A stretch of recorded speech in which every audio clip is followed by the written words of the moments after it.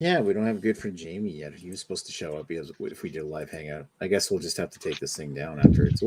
Chances are we'll probably have to take this thing down after anyway. But in lieu of the fact that we don't, like, literally both beers fell through for this week, we Literally are. fell through. Yeah, literally fell. Yeah, one of them fell on Redbeard's floor, and that's why he doesn't have what was gonna be tonight's beer, because the other beer we had planned was literally didn't show up in North Bay at an LCBO. So I guess it's just a normal live hangout. Man.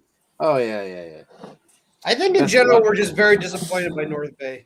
Exactly. Yeah. No, you're not wrong. Fair enough. All right, so welcome back to Late Night Boozebags with your host Maxwell Starr, and of course we got Redbeard, Greg, and Lee. How you guys doing tonight? Good. Fine, Nicholas. I'm great. I'm COVID-less. You're Greg. Yeah, he survived. Yeah, I did. Nice. Now I'm invincible. I'm pretty sure that's how it works. I sure hope so, because 2 people in my back shift got COVID, and if they come back not invincible, we're really fucked then. Oh, great. They're gonna milk it for as much as they can get out of it. They're gonna be sick for like 3 months or something. No, I got one COVID. Nobody on my fucking crew does shit like that. Yeah, Lee keeps them in line. Good to know. All right, so what's everybody drinking? Redbeard, I see you pouring something. Yeah, I got a.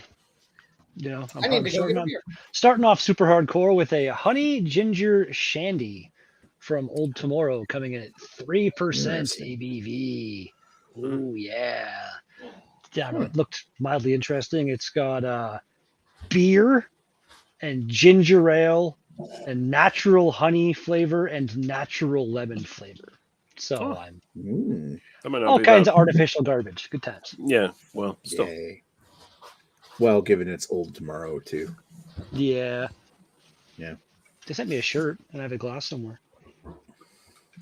All right, and Lee, what do you got? What do you got on tap tonight? So Church Brewing here from Wolfville, Nova Scotia. I've shown this beer off before on these hangouts, but new format now in tall boys instead of 6 packs of regular size cans. 4 packs of tall boys is the Church Congregation Pilsner. Oh yeah, I've seen you drink that quite often. The Congregation. Oh sweet Lord. Some of the church beers actually started showing up here in New Brunswick. I gotta find it. Yeah, what showed up? Do you know? Saltwater Joys goes. That one you might want to avoid. And Mayflower IPA. Wow, so they sent their 2 lesser beers your way. Shitty beers. I'm not surprised. I would say Pilsner, so. I would say shitty. The Mayflower IPA is technically like a white IPA or whatever the fuck, so it's all right. It's a little weird. The Saltwater Joys Goza, that one's really good if you have one. You have one of them, and preferably with food. Otherwise, it gets really, like, if you have more than one and you're trying to drink those in a night, too salty. Way too salty. Like, it's the saltiest Goza I've ever had. It's like salty piss. It's like drinking. Salty piss. It's like drinking like really hardcore adults. Is what it's like.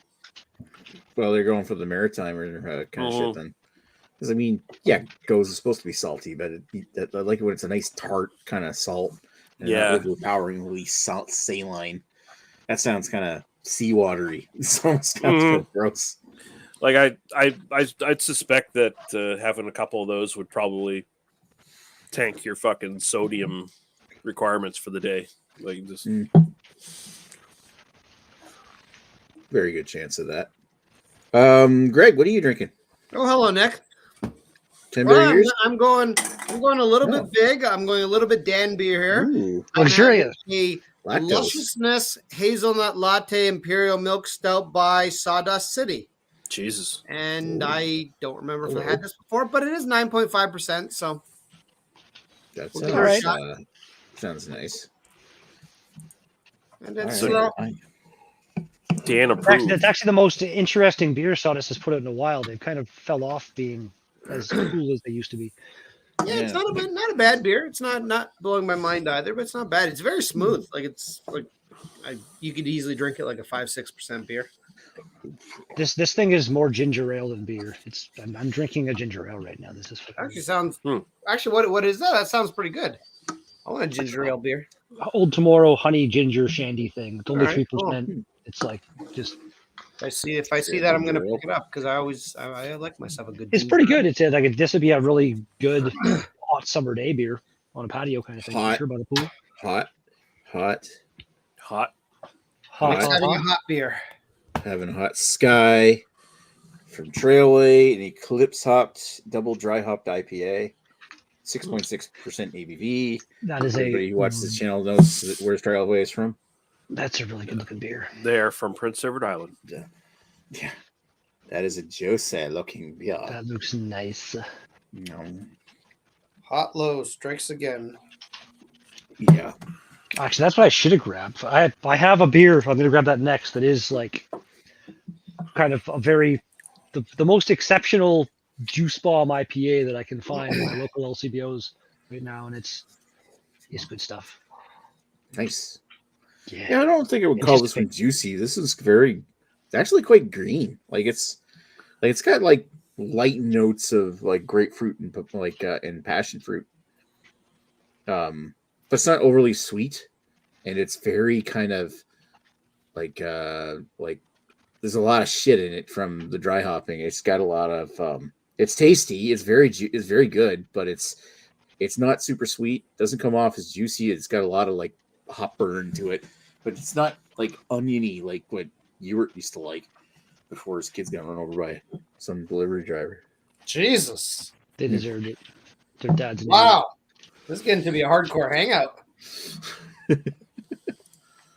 Oh, you know those delivery drivers? You got to watch them. Oh fuck, man! They got to make their time so they can get their tips. Hey, the more deliveries you make, the more a teenager just happens to get in the way. It's on them.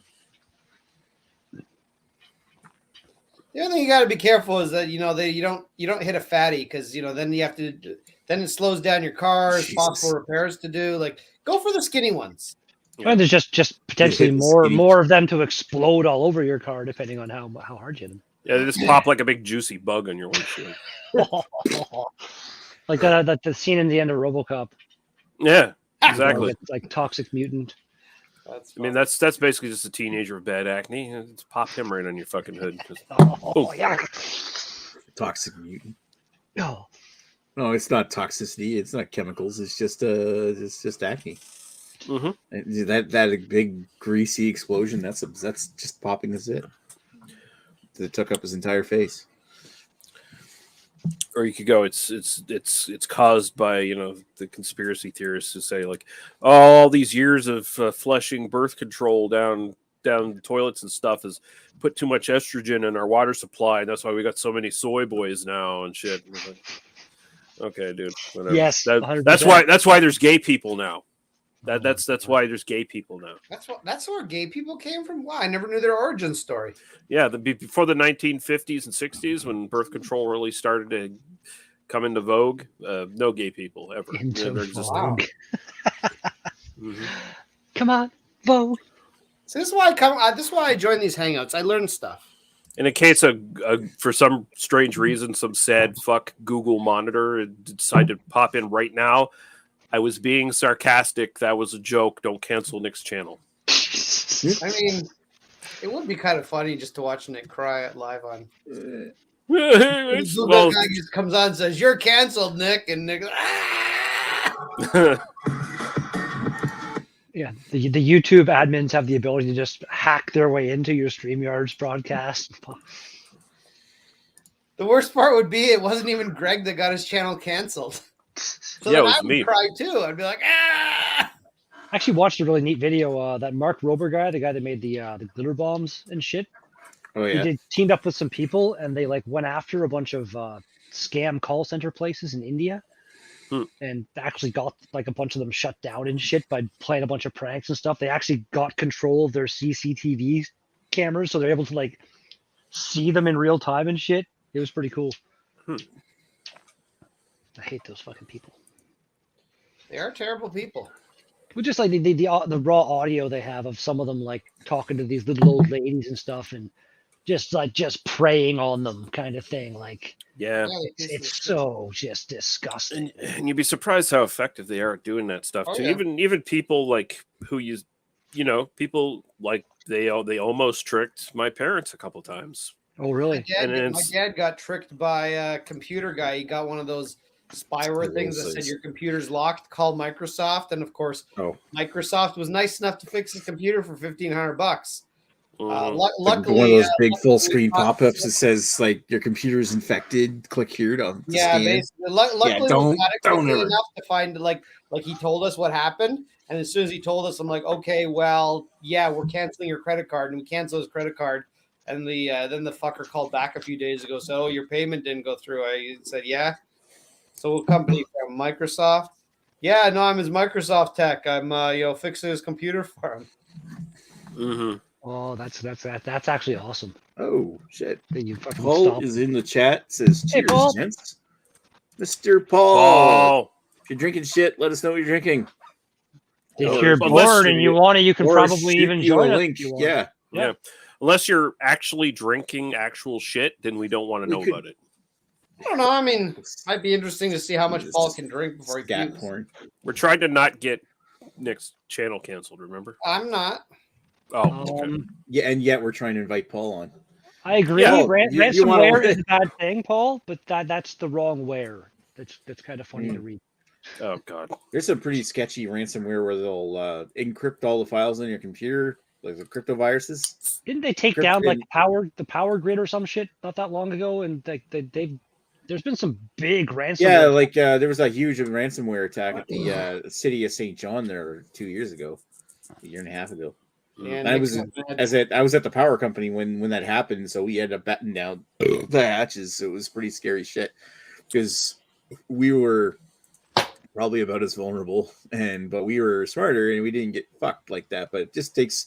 And the weird thing that I heard about this is that the ransomware attack, like it happened, something got clicked on like months before it started, and then when the ransomware, like the trap actually sprang. They realized that the virus had been infected all of their backups going back a couple of months. It was completely fucked. It was just like scary shit. Like, no wonder they get fucked over real hard. Wow. It's a good thing Nick was there to save New Brunswick. I was gonna say now Nick is gonna. Yeah, and then they laid me off. Mm-hmm. Yeah, right. Yeah, thanks you for saving the province. We're forever in your debt, but don't mind us if we're not going to. Well, why don't you work with the hackers now, Nick? You know all their secrets. It's the equivalent of the princesses in another castle. Your employment career is in another another establishment. Fuck you. You come to work with your Super Mario uniform on and. Thank you for saving New Brunswick, Nick, but the princess is in another castle. Oh, it's all remote, so they don't know I'm wearing a Mario costume. Well, they got cameras. They got cameras. Kind of gave yourself away, though, didn't you? Nick's got to do his gigolo side job. Paul says no live streaming the Olympics. I'm assuming he's talking about us don't live stream the Olympics, even though nobody would ever do that. That would just be the silliest thing ever to do. That never happens on this channel. The Olympics on right now? Not on my channel. Rajay's maybe. Yeah. Oh, Rajay. That Rajay, he's always like skirting the rules. 3-4 years ago now. That's so long ago. How do you think he gets all those Rajay deals? Exactly. Wow. Is this a channel on ransomware? You're fucking ransomware right now. That makes no sense, but I like it. Comes in and hijacks fucking hangouts. He's kind of ransomware. Oh, radar? It's radarware. Unterwaren. Thinks he's so big. Hijacked the plane yet. Survived another fucking year a couple days ago. Thinks he's so big. That's right. Happy belated birthday, radar, even though we were there to tell you. Yeah, we already said happy birthday. So get over it. Yeah, I'm not saying get another year. You're older. Yeah, get over it. We get it. You real out of a fucking vagina. world.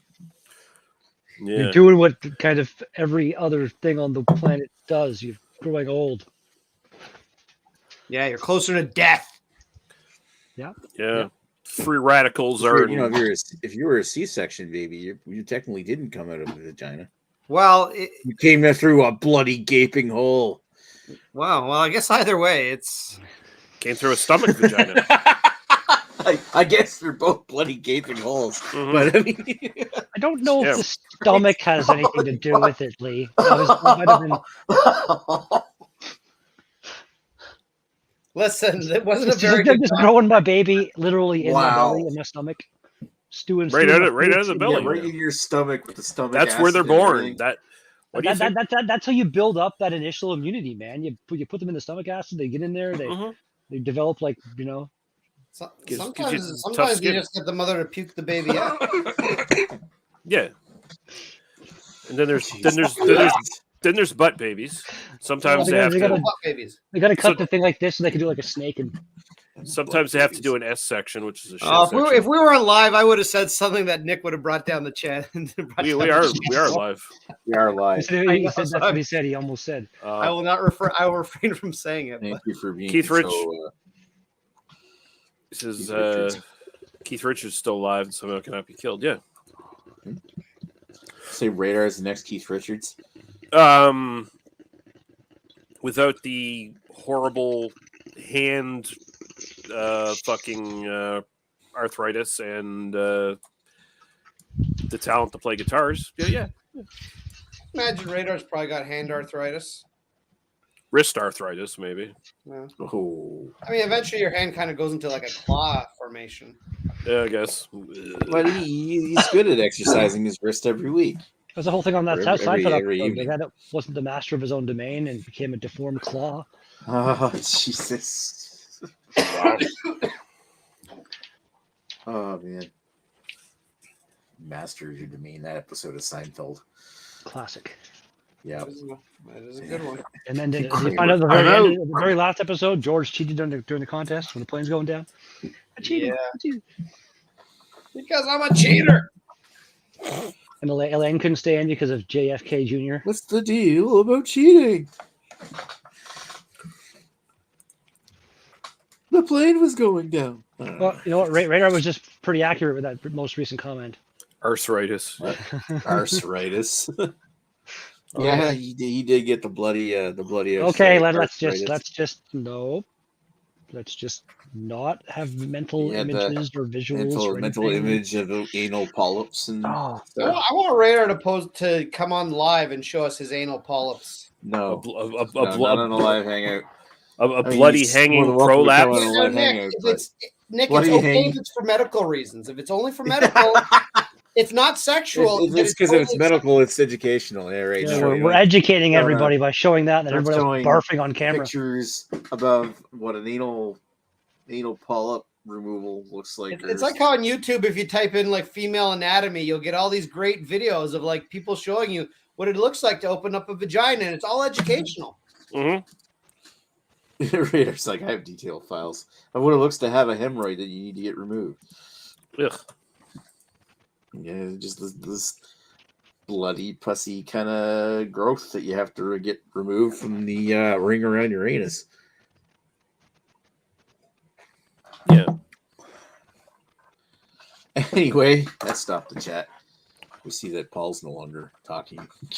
Even grossed him out. Jesus. Yeah, no. So at this point, it Nothing seems like grosses there's a Paulie. carjacking in Toronto every hour. Like it's ridiculous. Yeah, what the hell's going on with your old condo? Ever since They've you already- left, Well, it's all over Toronto. That's like they've had like in the last 4 hours they've had like 3 carjackings. It's insane. holy shit! But it's not. Aren't you no, glad there's you only sold your two- there's only Camaro? 2 that happened around my condo. There's a lady actually from our condo that I think almost had her Range Rover stolen. What they did is they Holy they shit. bumped into her, and then when she got out to check out the damage, they tried to jump in, but she started screaming. They're very blatant. Like it was in broad daylight in a fairly popular area. So of course people were like, "What the fuck?" Yeah, like They went over and the guys fucking took off. I heard that there's been a bunch of like 2 guys blatantly just. Yeah. That's the common thing happening in Toronto that I've heard about. Yeah. Yeah, they'll give you a little bump when you go check out the damage. They basically jump in your car. The other one is they pull a gun on you, or most of the time it seems to be a fake gun.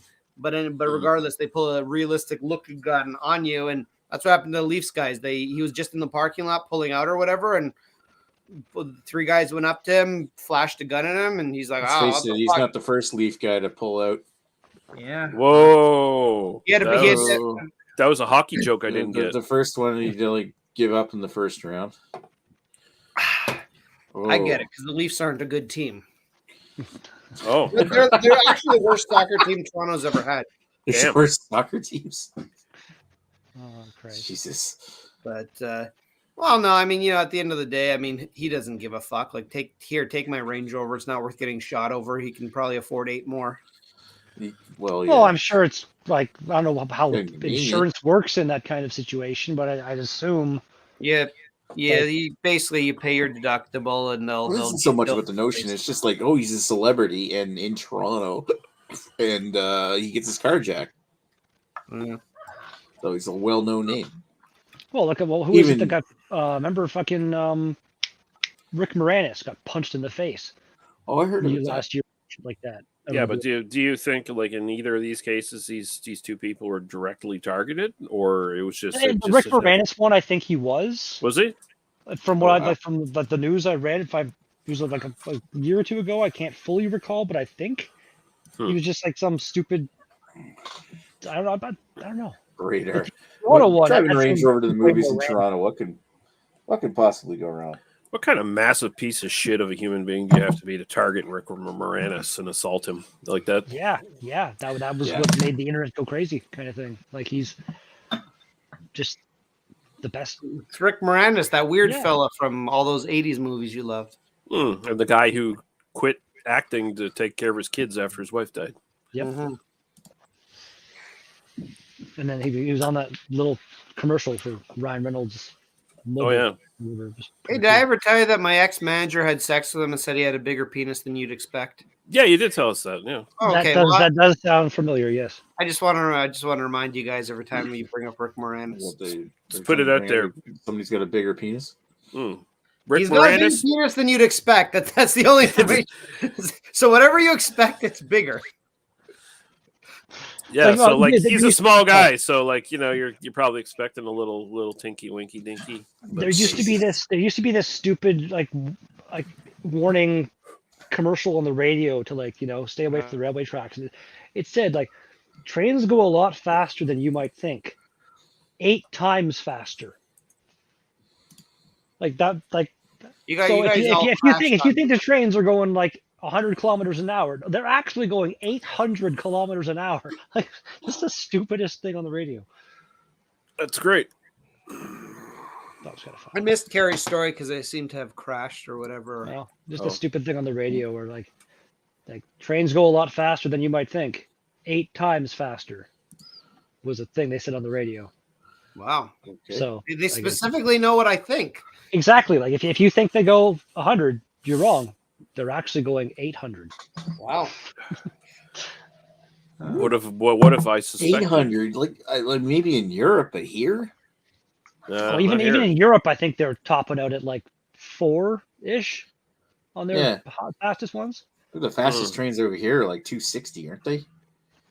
I think on some of the they've done like the thermite welding on some of the rail lines where it's like now just like one continuous piece of rail.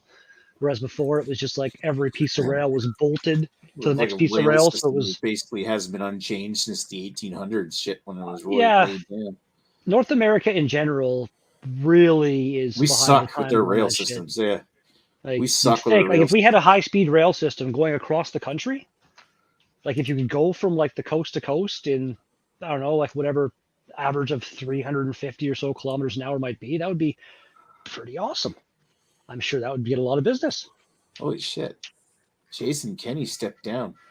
Yeah, damn. Yeah, Dan's doing a jig right now. Yeah. I mean, not that I give a shit about the Conservative Party of Alberta, but are you hearing Are you hearing background noise from my end right now? I heard something and then it went away. Okay, the air conditioner kicked on outside. I heard something kind of weird whining. I just assumed it was Redbeard.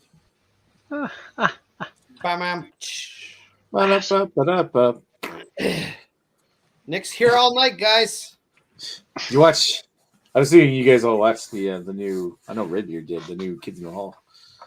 I don't know what a kid in the hall is. Really? I do know what they Mine are. then. It's like a comedy group, but I've never seen them. Really? You never seen any of it, really? Never seen any kind of You- kids in the hall. You don't know the reference to like I'm crushing your head, I'm crushing your head. Wow, that's one of the more famous kind of things. I ain't gonna spread for no roses. I feel like that one would have been right up Greg's alley back in the day. Oh, they did a reprise of that. No, but I'm just saying back in the day, Oh, that would have. plenty of great kids in the I hall was stuff. thinking today, like while I was walking the dogs, about it. Surprised we didn't get any Chicken Lady. Chicken Lady didn't make Yeah, you're right. The chicken lady didn't come. There was a lot of characters that didn't come back. Like, Mark McKinney has lost his goddamn mind, and he's a psychopath. oh now. man, like a lot of the weirdest sketches were Mark McKinney doing shit. Like, just but absolutely crazy. They were almost blowing my mind with how weird they were, but they were good. You know, like the Friends of Mark sketch. That was so fucking weird. It was so fucked up. But it was good, yeah. And then it's just super. He's got a flag. Can I buy your flag? I feel like everybody would love Super Drunk. So. Yes, he's my new hero. That and I'm Hi, glad Jamie. the Eradicator's back. Okay, mate. Hey, Jamie. Hashtag good friend Jamie, where are you? Yeah, he has access to the link and stuff. Yeah, Yeah. Good friend Jamie's supposed to be chatting with us online. You could bring a beer and talk about it, or you could like bring a beer and not talk about it. The choice is yours. Give a shit what kind of beer you bring. It could be a Labatt 50 for all I care. I don't know why that's the beer I think of when I think of Jamie. And it's probably because he had that big Labatt 50 thing sign on the wall behind him. So that's like the Jamie zinger of beers.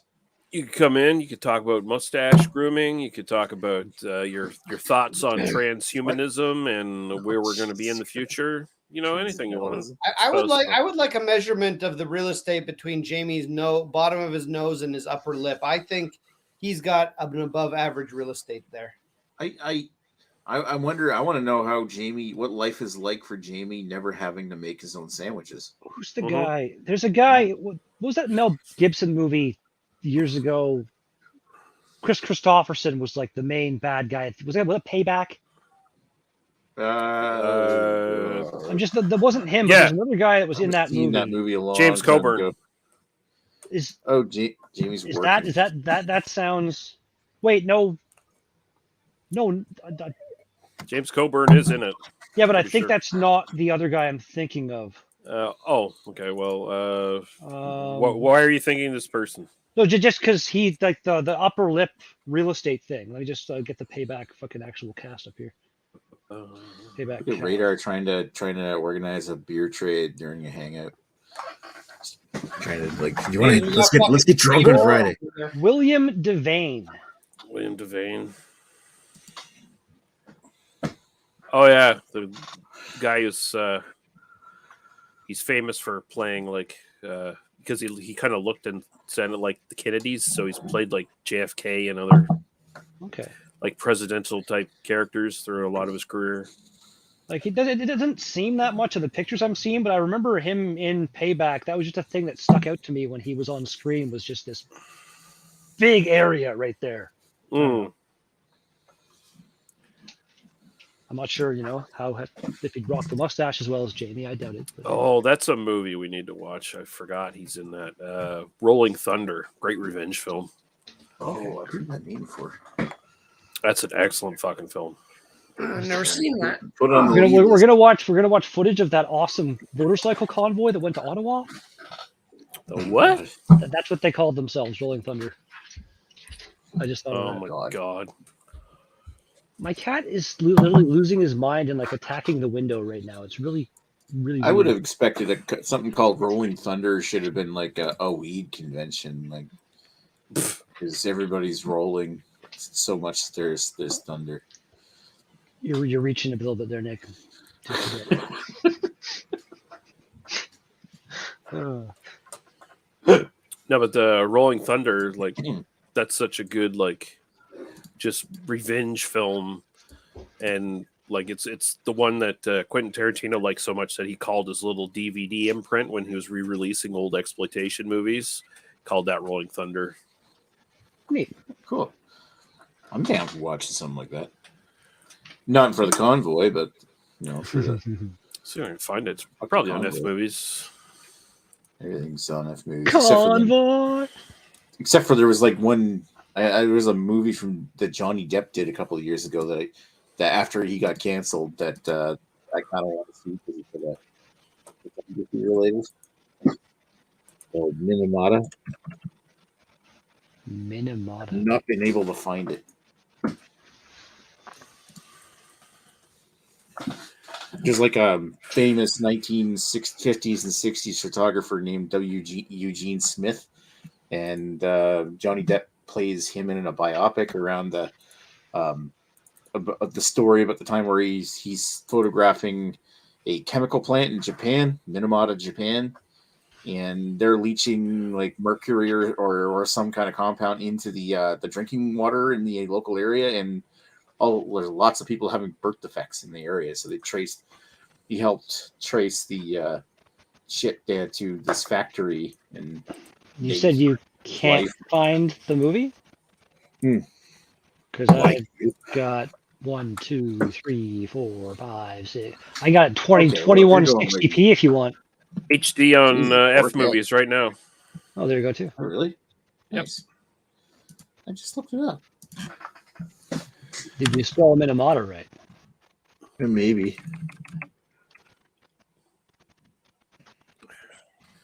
The way you said it, I thought it was Minamata, but it's Minamata. Oh, there it is. Minamata. Okay. It's probably because he's got 8,000 tabs open. It's like breaking.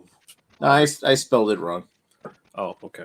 Yeah. There you go. Following his celebrated days as one of the most revered photojournalists of World War II, Eugene Smith has become a recluse, disconnected from society. Radar saying Rolling Thunder was the code name for some B-52 raids on Hanoi in the Vietnam War as well. Yeah, the revenge movie is a dude who comes back from Vietnam and his wife and kid get killed, and so he takes revenge on the people who did it, kind of thing. Oh wow! So there's probably a connection there as well. Cool. There's also a cool little gimmick to it that I will not spoil. We'll have to watch it. I think it'll impress everybody a little bit. But it's a good revenge film.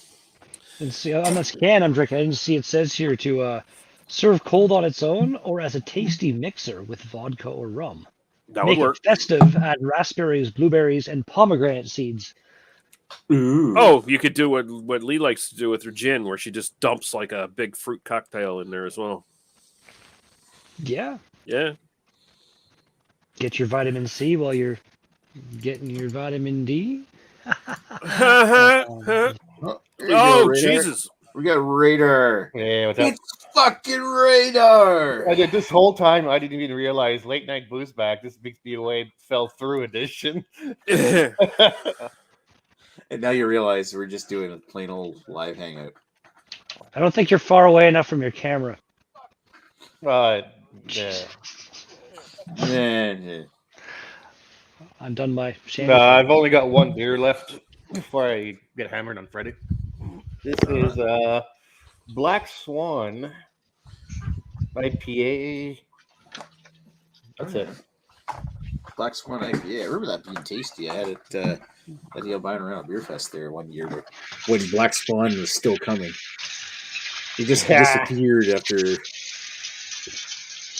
But I remember they made like the Wild Child sour. It was pretty good. Oh.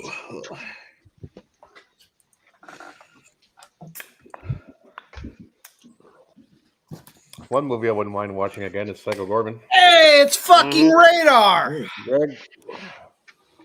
That was actually a pretty good movie. Now we only need Jamie. Jeff.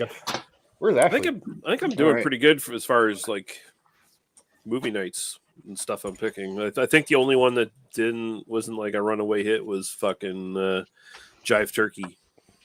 I want to watch another. That was my Untitled Jive movie. Turkey. It was an interesting product of its time. Yeah.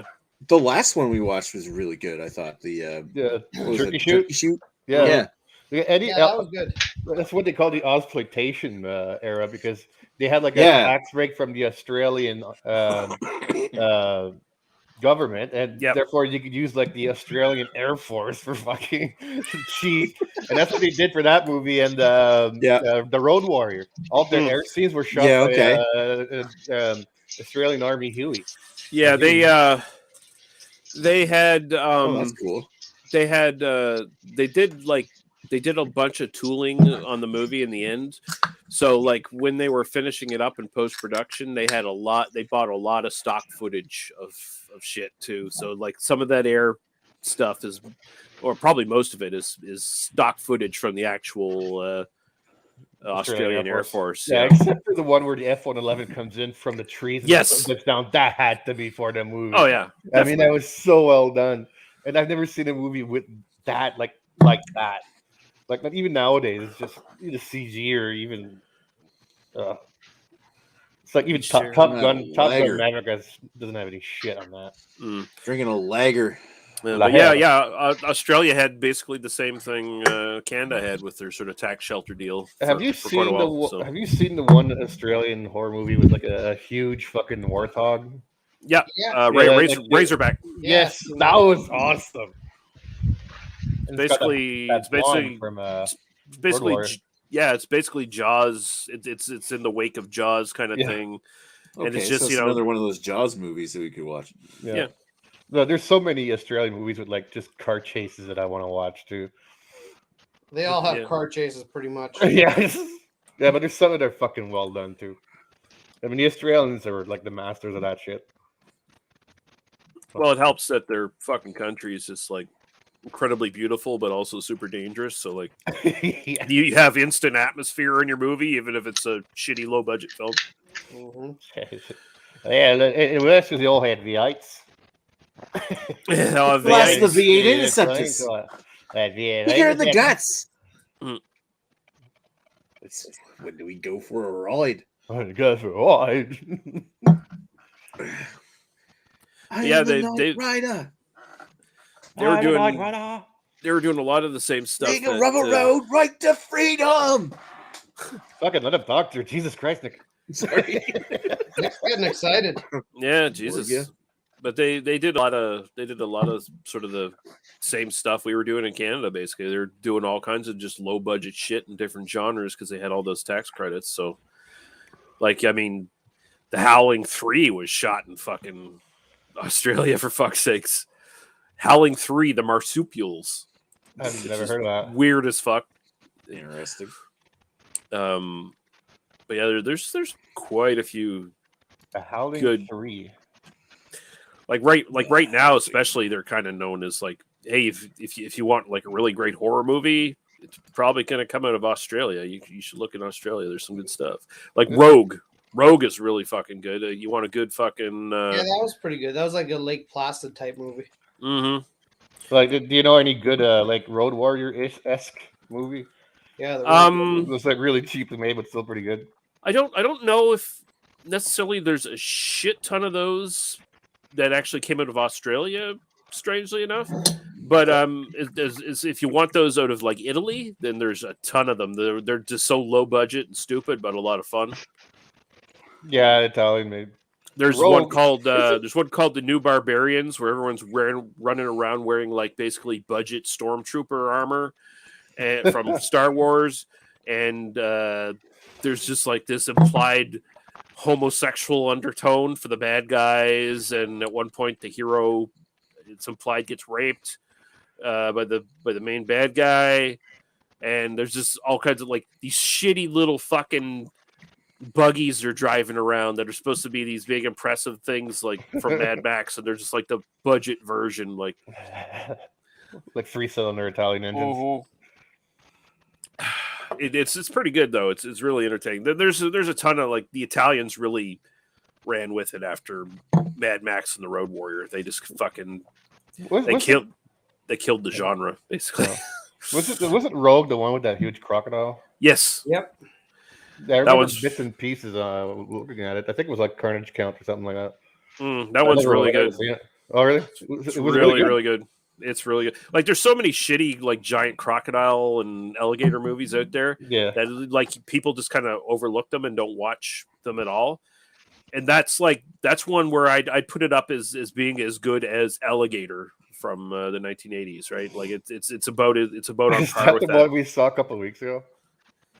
It was a while ago. When did we watch Alligator? Orcas. Yeah, it's like we watched Alligator like a couple months ago. But didn't we watch like a movie that was an alligator movie? Like he just goes into New York or something like that. Came through the sewer and then he attacks people at a wedding or something like that. Yeah. Yep. That was like 3 weeks ago. That was not 3 weeks ago. Oh, maybe no, it was like couple of months ago. It was a while back. Yeah. Like, but it's kind of on par with that, with just a bit of a better budget. And what I like about it is the crocodile that they actually have in it. It's a giant crocodile, but it's like it's no bigger. It's really no bigger than like the rumored size that some of them might get to in the wild, kind of thing. So it's like there's still a sense of believability to the size of the thing. Well, because it's based off of an actual 18-foot crocodile. Yeah, I think in the movie it even says it's an 18-footer. Yeah, it was I'm reading it right now. Actually, the crocodile's name was Sweetheart. The name given to a 5.1 meter saltwater crocodile, responsible for a series of attacks on boats in Australia between 74 and 79. Sweetheart attacked outboard motor dinghies and fishing boats, but there was no known case of it attacking humans. Yeah. It was finally caught alive by a team from Territorial Packs and Oil Commission, but drowned while being transported when he became tangled in a log. The cause of death was later attributed to drowning, probably due to administration of muscular laxant Flexidil. The crocodile's mountain body is now on permanent display at a museum and art gallery of Northern Territory. But that's anybody else? Sorry, go ahead. I was just gonna say, let's finish.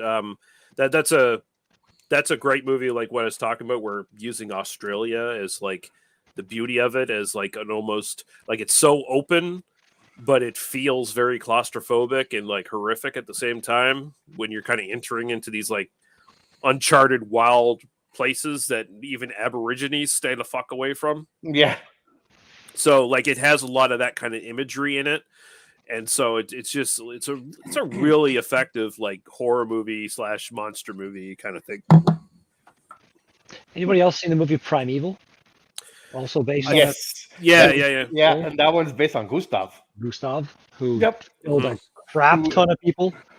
Yep, and it was reportedly still alive. It's like 100-something years old. No, they haven't spotted him in quite some time now. I think they presume to be dead at this point. Yeah, but they do live pretty goddamn long. So well, and then like just like there was a documentary I watched about like some people actually trying to catch him, which I think was kind of parodied or like depicted ish in the movie as well. But they got like footage of him lying on the bank, and he's just massive. Like he is the bank, for a Nile crocodile. Like just he was actually 25 feet long, which is the biggest they've seen so far. Yeah, like they usually don't even get 20. I don't think like 20's rare for them. They're like the saltwater ones regularly go to like 25 or something like that. Yeah, I'm reading about it now. He's alleged to have killed 300 people. Yeah, that's insane. You can believe it. I mean, it's the same thing with when they talk about like tigers and lions and shit that like like India and places like that like attack railroads and railroad workers and shit like that. Yes, I was in Africa though. Yeah, but like, well, so is Gustav. When they become fucking man eaters, when they get older and they're not as good as catching their usual prey, and they start attacking people because they're easier prey. Yep. And you got so many just like slave labor, like building a railroad or whatever, and they're just like taking out tons of people every day, kind of thing. Like, what's the movie with Anthony Hopkins and The Edge, where the bear becomes a man? Oh yeah, the bear. Oh God, that scene fucking scared the shit out of me when I saw that when I was young. The bear was Michael from Lost when he gets ripped apart. I remember that. It was the guy from Lost. Yeah, the black guy when he gets ripped apart. Yeah. He's just ripping his thorax. Like, Screaming sounds, and yeah, I've got chills from that when that happened too. Man. oh. I was so messed up. And then Bart the Bear's so nice too. He's like, what the hell did he have to do, He's Bart the Bear? just huge, man. Yeah. Did anyone see the one from? It was just like last couple years. It was called Crawl.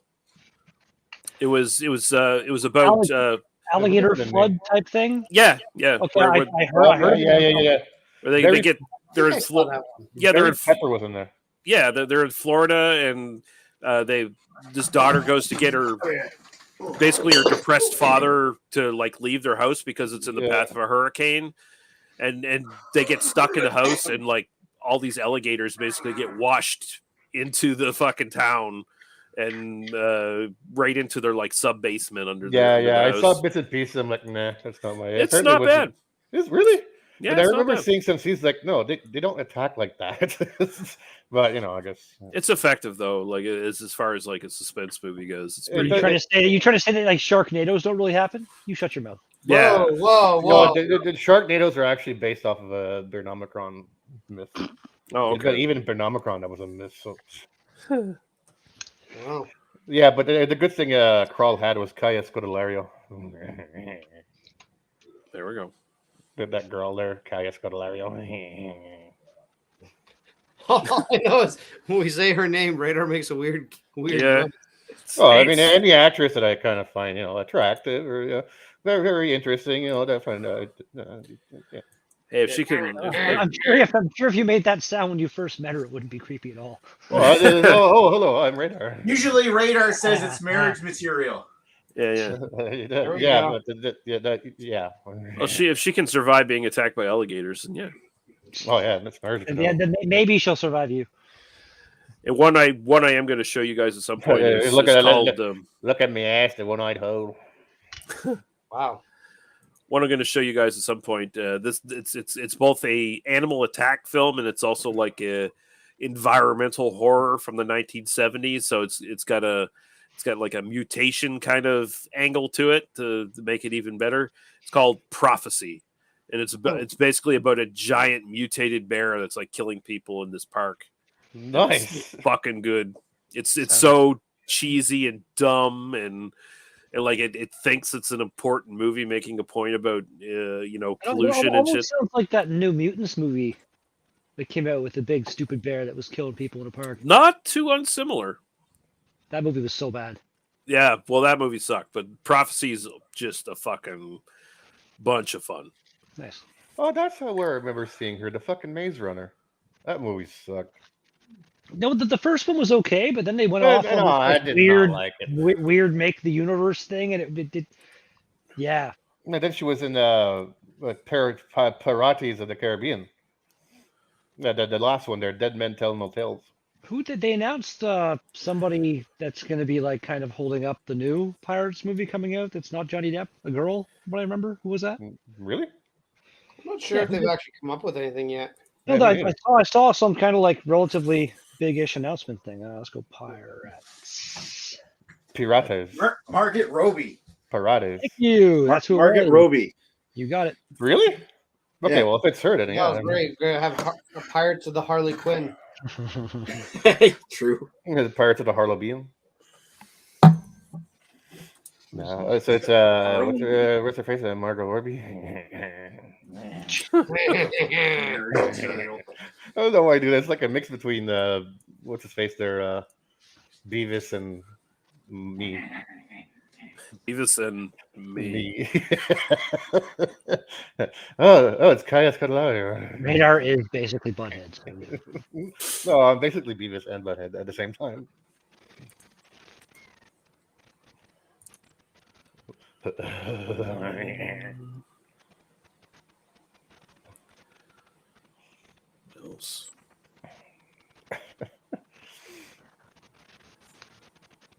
Oh, wait, we're live.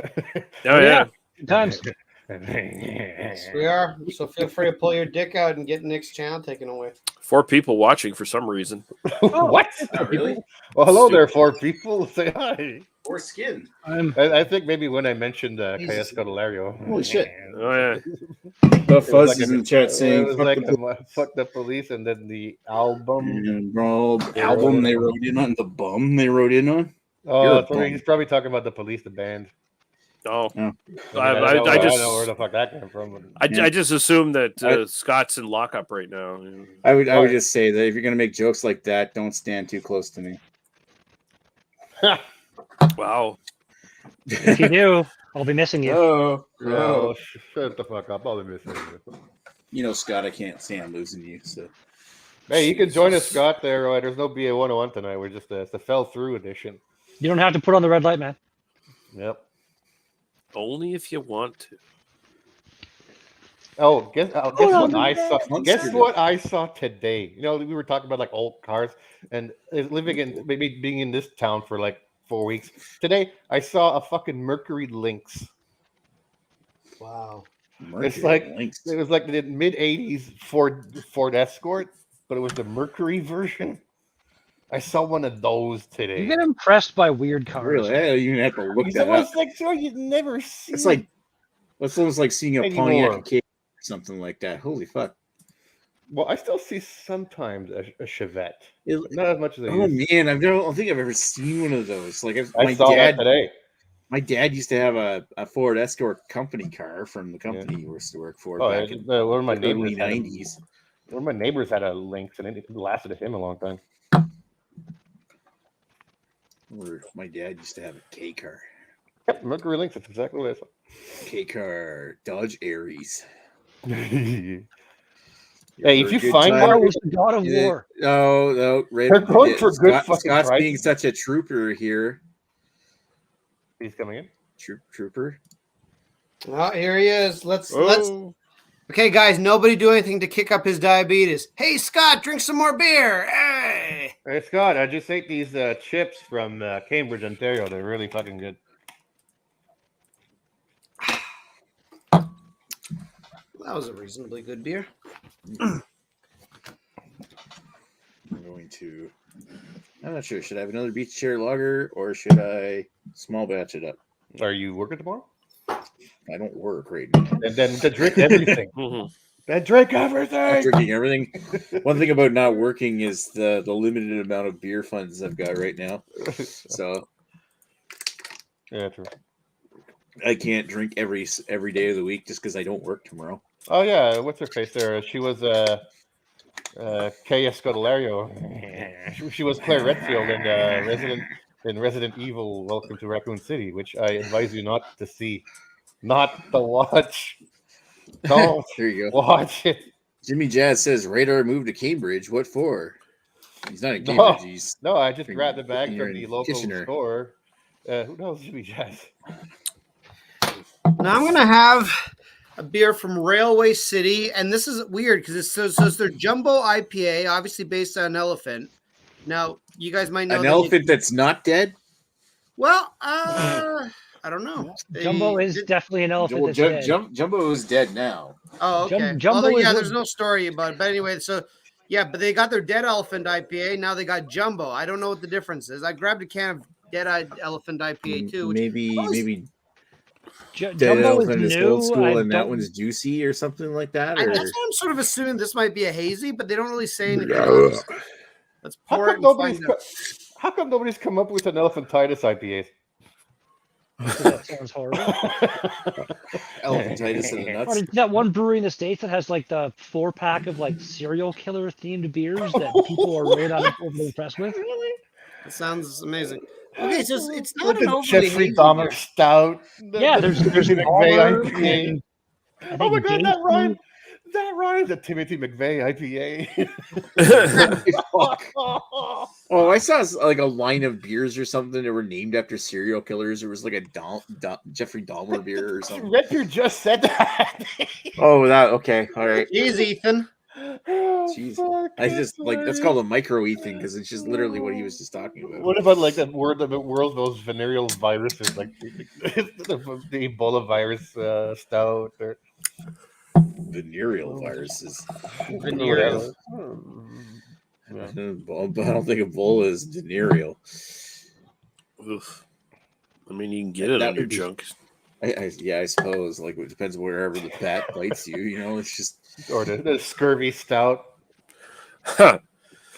No vitamin. no vegetables in it. No vitamin C in this fucker.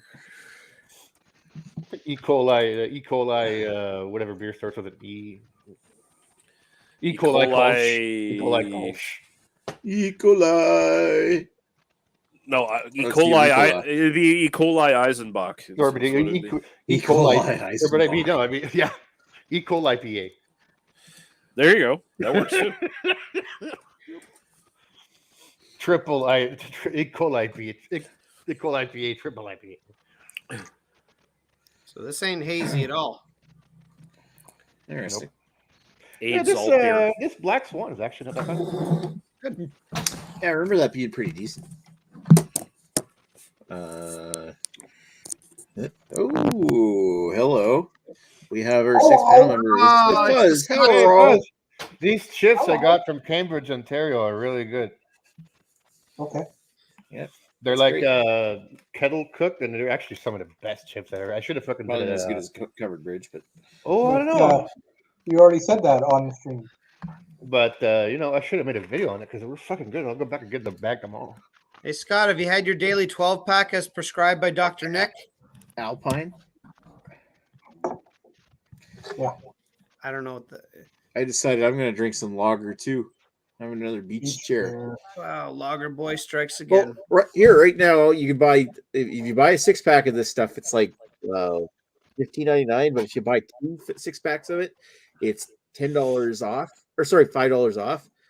So 2 6-packs, so 12 cans of this works out to be $22.99 right now. You'd be a fool not to do it. Exactly. Railway Cities on the ball with their website. Apparently, macros. They're I guess Dead Elephants 6.5. Jumbo on the picture of the can, it says 6.7, and then scroll down a tiny bit and it says it's 6.8. So get your shit together, Railway City. What the hell? 6.8 on the can. So the Railway. Oh yeah, the picture of the can on the website says 6.7. That's really funny. Yeah, I don't know. Maybe it's an early mock-up or something. Anyway, it says this one is bold citrus, candied peach, warming, and staggering. Does it have Citra in it? And then Dead Elephant says it's more sweet and fruity malts, slight candy notes with a grapefruit finish. So doesn't say anything about the style for either one of them. Well, neither one's a hazy. I mean, I'm going to have my Dead Elephant after this. It's been a while, but I remember that one being airing more sort of on the earthy side of an IPA. But I don't remember. Plus, I have a stupid palate, so who knows? I haven't had Dead Elephant. A stupid palate. So long.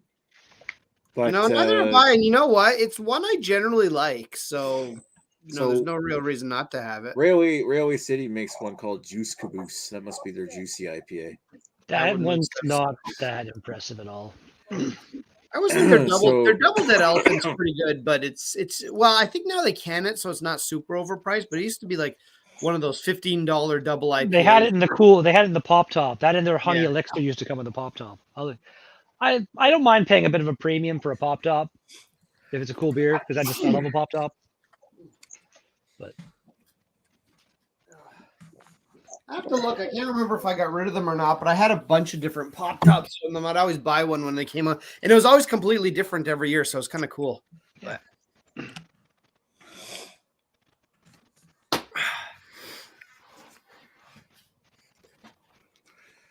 so, how's it going, Scott?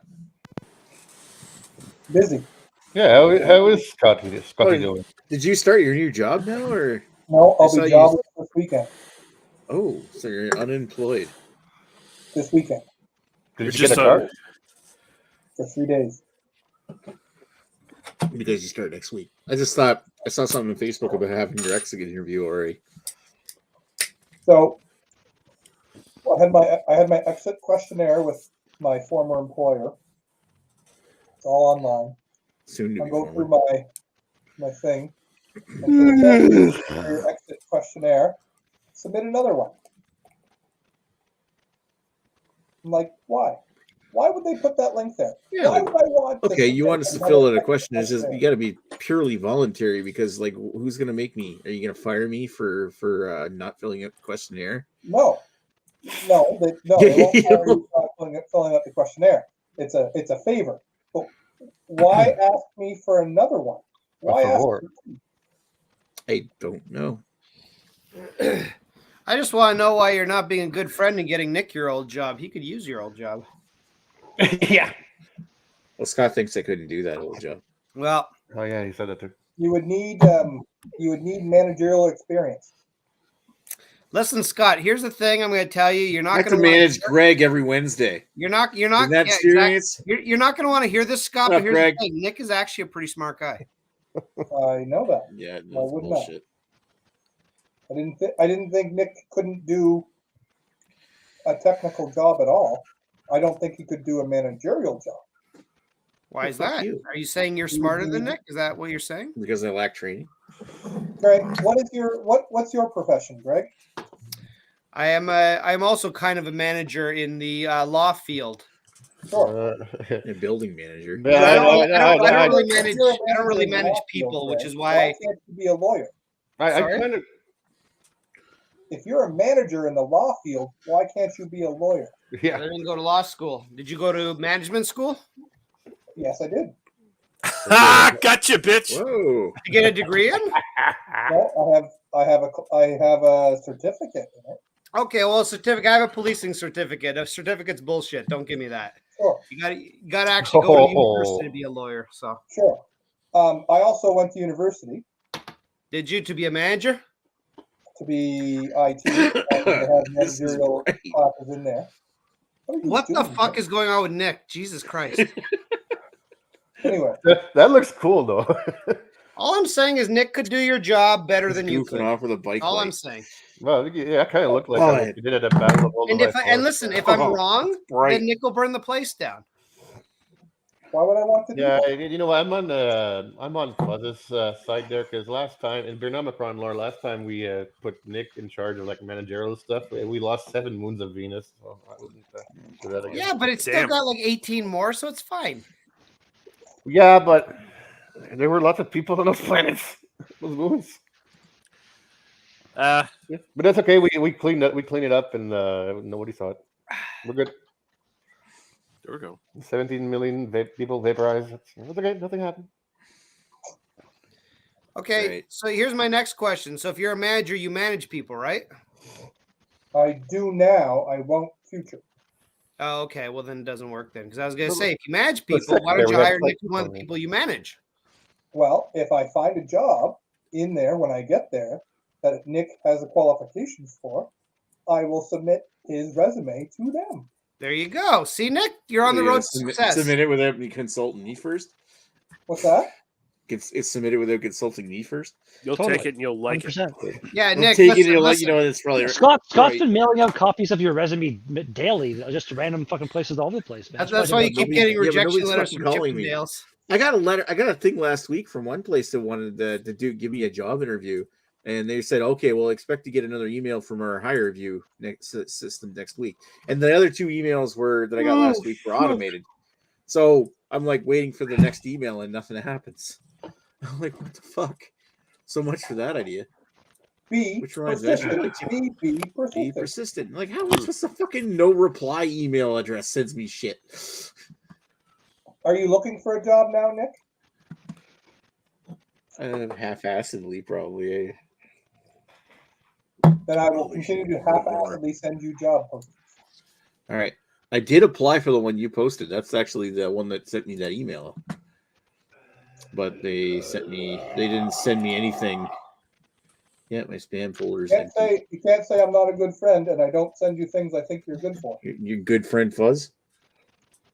I'm like bad friend. You know what? He can say that. It just would be a lie. Listen. I will admit Scott is the world's best friend if he gets Nick a management position.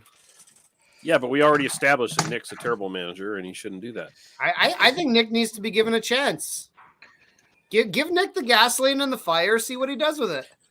Put him in the head of like some weird like atrophied wing of the government somewhere, some sort of government-run thing that's going to die anyway. So, like, if it does crash, set me up matter. to fail. I've known people like that. No, if you succeed, then you might rebirth it all, and No, see, and also Lee is pointing out that we'd set you up in a way that if you do fail, it won't be quite as obvious. It'll be like, well, it could have been Nick's failure, or it may have just been that's the way it was going. You'll be like, the New Brunswick government, right? Come on, guys.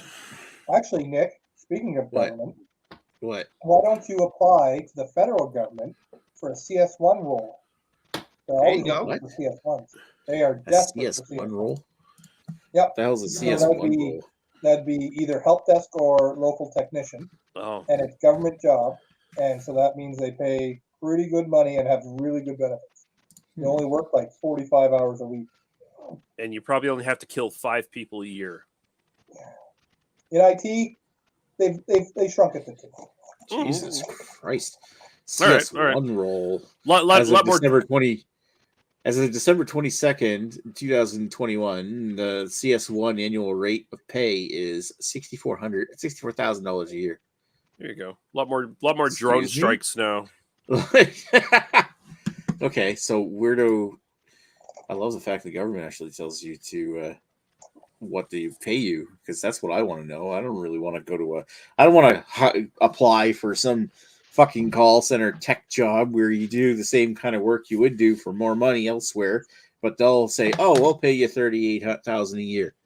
Fuck you! So, I'm done working for places like that. If you want in there, when you get a job interview, I know the director of IT for Atlantic Canada. I see the guy you worked with back when. Must be something cool, like the director of S.H.I.E.L.D. You worked with back in the day, or just happen to know him? Well, when I was working for the federal government, she was a manager. Now she's a director. Nice. She's the one that reached out to me and said, "Hey, I hear you're looking for a job. I'll send you some CS3 positions." Oh, what's the CS3? I had the list here. CS3. What does the CS3 pay? Starts at $91,000 a year. And what exactly is CS1 and CS3? It's like CS1, I'm assuming, is entry level. CS1 is either help desk or local technician.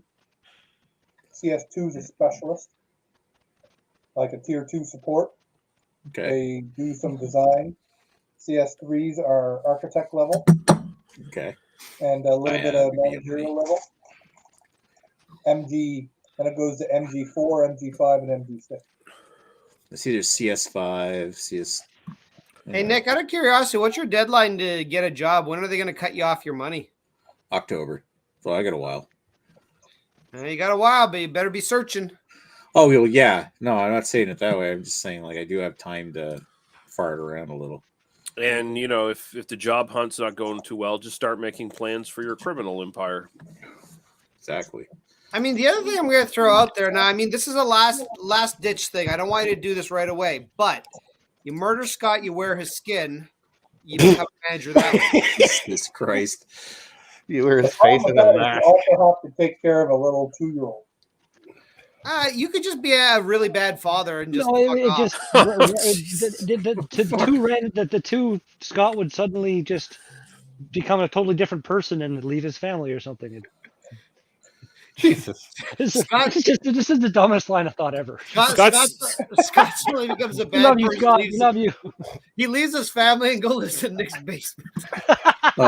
Scott seems strange now. He's like a foot shorter. Why does he look like the bad guy from Men in Black? Yeah, I remember like 15 years ago, Scott was talking to me about, he was working at a local company in the IT department, and he's talking about maybe starting our own computer company or something like that. And I'm like, why would you leave that to work with me? Like, right? Like, right. You know what, Scott? You're in a better place because you did. Nick, we could switch bodies like that movie, that 90s movie. What was it? Where the mom and the Freaky Friday. Freaky Friday, which is Friday. We could Freaky Friday it. You go work my job and take care of my family, and I'll go live in your parents' basement. Which one of you is Jamie Lee Curtis and which one of you is Lindsay Lohan? I'm taller, so I'm Jamie Lee Curtis. He's Lindsay Lohan. All right. I mean, you're both hot, but you know. I know. I'd have sex with both of you. Yeah. I do me in a second. I mean, in Freaky Friday, they had the chance to do that, didn't they? They had like, oh, here's what it would look like if I masturbated as Jamie Lee Curtis instead of Lindsay Lohan. That's Jesus. Well, Jamie Lee Curtis is hotter than Lindsay Lohan even nowadays. Well, especially nowadays. Oh, yeah.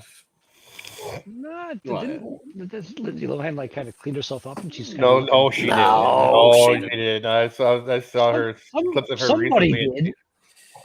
Yeah, it's not her. Yeah, fair enough.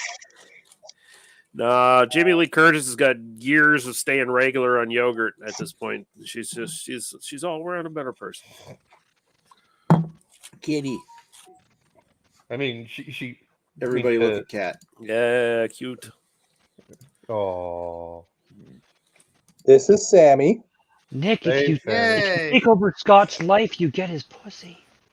Nice. Jesus. Sammy has. Look at the paws on Sammy. No. I mean, since you're wearing his skin, you also get his cock too. He's just gonna bring. He's gonna bring everything. He's gonna bring nothing but the cat to Nick's basement. So, in other words, I get shortchanged. Because he has a small penis compared to Nick. I don't know. I've never seen his cock, so thankfully. Wow, there's a first time for everything. 30 years.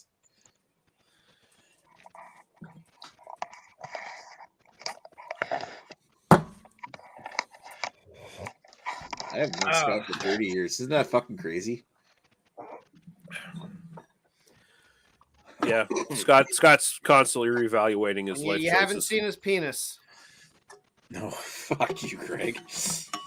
Yeah, not that close a friendship, really. What do you think about it? Not really. I guess we're just not that good of friends. We don't see each other's penises. Yeah. Every once in a while, I just got to pull it out and have a little sword fight. Why not? It's not gay if you're best friends. It's got to be erect if you want the full effect. That rhymes. That's a Dolomite fucking rhyme there. It's gotta be erect if you want the full effect. Jesus. Nice. Mr. Lee, I also have some news for you. Oh, really? Coming out of retirement.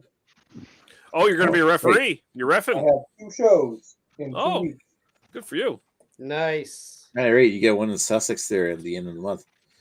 Yeah. And you wanted me to take pictures of it. Sweet. I look forward to seeing that. So, can I tell you a story? Yes. So, I'm an old school wrestling guy.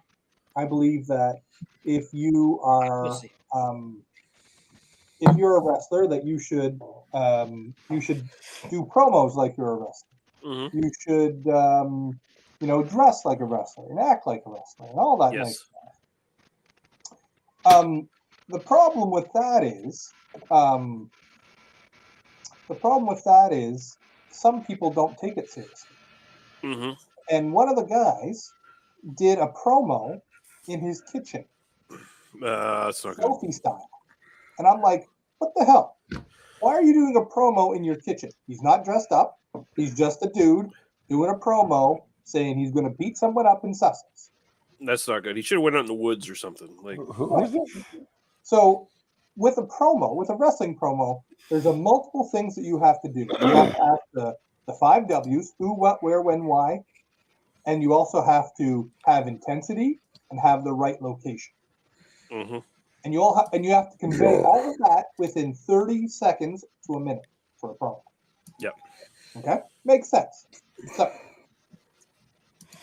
now, I'm a referee. I don't need to do promo. Shouldn't be. No, but to point out the fact that doing your promo in the kitchen is silly, I made a promo. But I didn't make it in the kitchen. Nick, would you care to make me learn? What?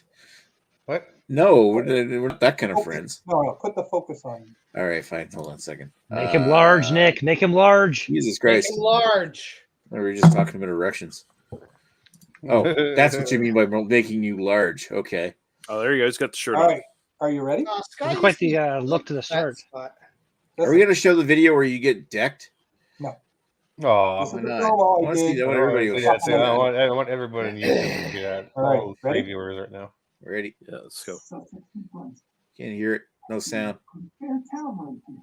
You have a county fair. I see you have a balloon fair. Hell, I even see you have a fair-sized cow down by the highway. Scott. But on March 28th, Scott, you didn't share it with sound.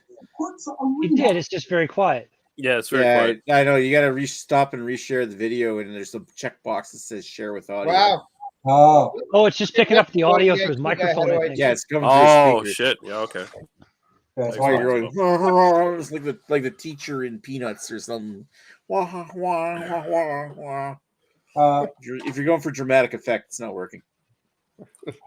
Just try to be a friend, Scott. Almost sound like what the fuck is her name? The teacher in Peanuts.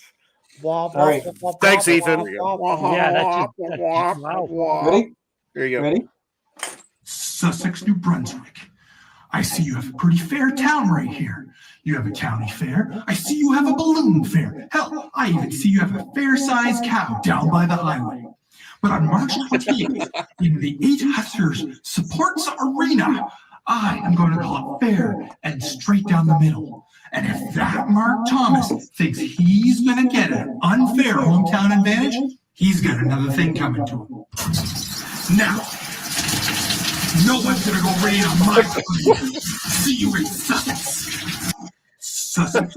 Wow. That was ridiculous, Wow. Scott. I like it. That was That Weird. I like Did that. you actually do that in the bathroom at your house or something like that? Yes, I did it in the shower.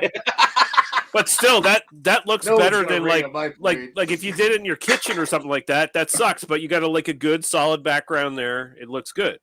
I have intensity, Yeah. and I have the 5 W's. Who? Me, I'm a ref.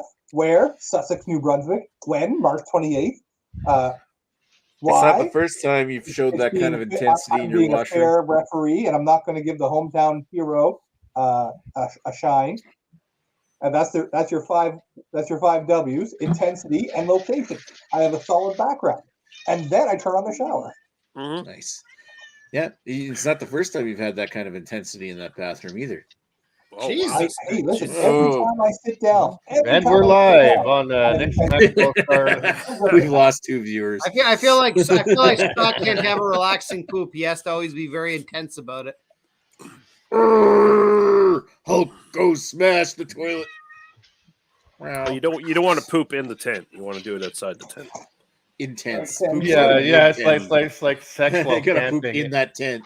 It's like having sex while camping. It's intense. Here, come on. Exactly. God. Ah, I've had sex. And I mean, if you're pitching a tent in a tent, then that's tent inception, right? Tentception. Well, Inception, yeah. if it's pitched with 4 people, that's a home run.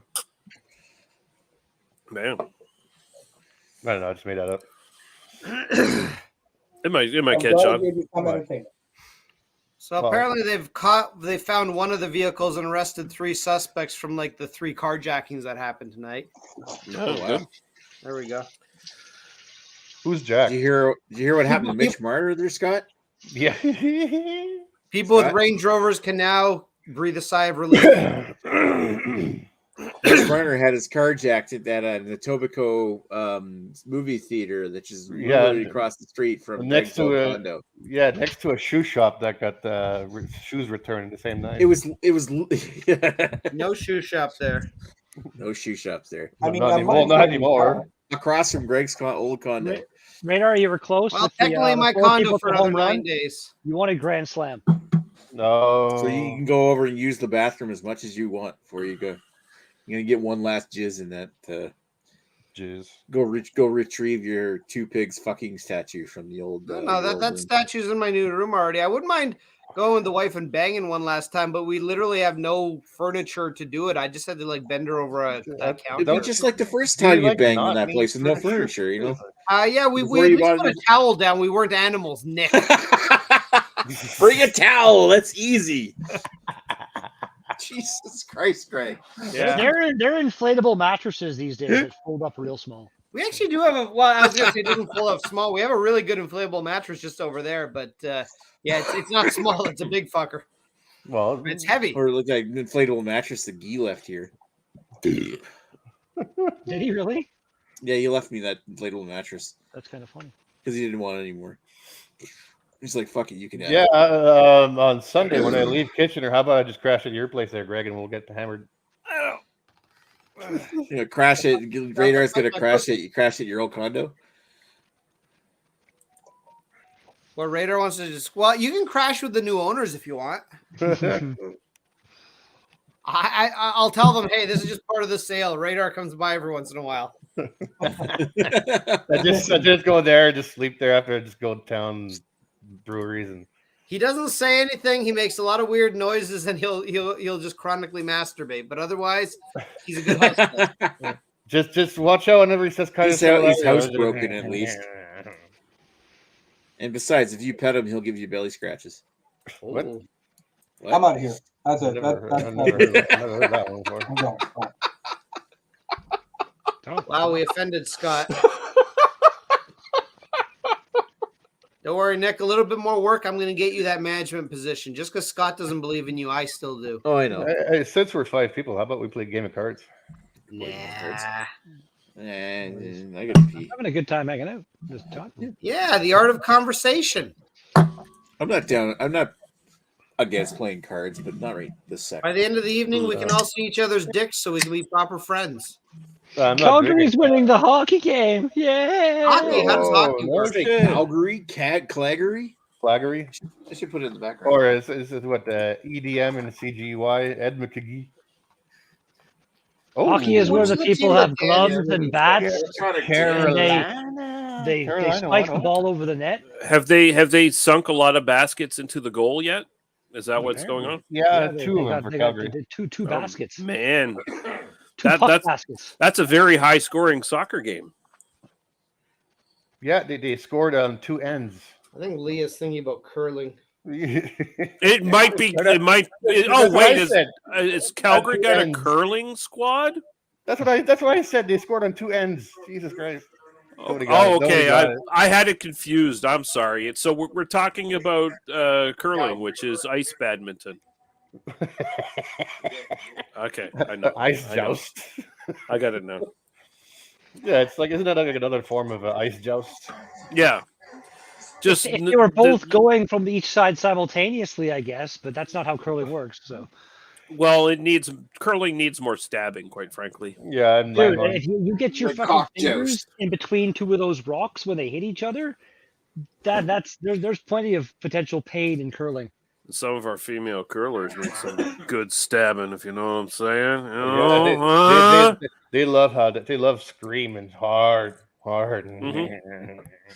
Hurry hard. That seems counterproductive to hurry hard though. Hurry hard. You might want to prolong it. Hurry hard. Whatever. Oh my God! The 1969 James Bond film on Her Majesty's Secret Services features scenes of curling. And really? Yeah, I don't remember that. That's what it says here. It's like for some reason I just put curling on their wiki. And I've only seen that like twice. So. And then Men with Brooms. Yeah, that's the 2002 Canadian movie. That's a great movie. It was actually not that bad. Very good Canadian movie. With what to say, Leslie Nielsen in there. It's like, yes, these weeds are purely medicinal. Oh yeah, didn't have the other guy there who's in that Mountie show, whatever, North of 60 or whatever it was. Due South, whatever. Yeah. North of 60. Didn't that show also have the girl that was in Cliffhanger? That was Northern Exposure. Okay, fair enough. Touche. Well played. Yeah.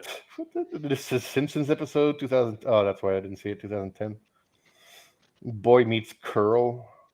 Simpsons, Homer and Marge form a mixed curling team with Agnes and Seymour Skinner. I was still watching it in 2010. Which is chosen to play in the 2010 Winter Olympics, where they win the gold medal. I can't recall exactly when I stopped watching. You know, that's all that curling has been in popular culture. Like 7 things. That's it. That's still way too much. Yeah. Like, I It's great that we do so well in curling and yay Canada or whatever, but like, come on, it's shuffleboard with ice. Come on, it's fucking it's lame as fuck. It's fun though, dude. Have you ever played it? Probably not. No, I don't want to fucking play it. Yeah. Well, that's the thing. If you never tried it, then I tried it a couple times. Actually, there's a town not far from where we used to live. It's like this curling place, and we went there a couple times. And like, I don't see this. It's like bowling where you got to try harder and drink less. Like, fuck off. Like, no. No, not even really. Like the try harder thing, well, yeah. But you can, bowling is fun. Bowling is fun when you're like drinking with. I can yell at my bowling ball too. Bowling. You know, 5-pin bowling is the stupidest sport in the history of the world. What? I hate 5-pin bowling. It sucks so bad. Who plays 5-pin bowling? Losers. And anybody in Northern Ontario, because all the 10-pin lanes are all gone. What are you bunch of 5-pin? What the fuck are you on, Redbeard? 5-pin bowling is actually pretty fun. Yeah, you play 10-pin bowling, and all of a sudden 5-pin bowling.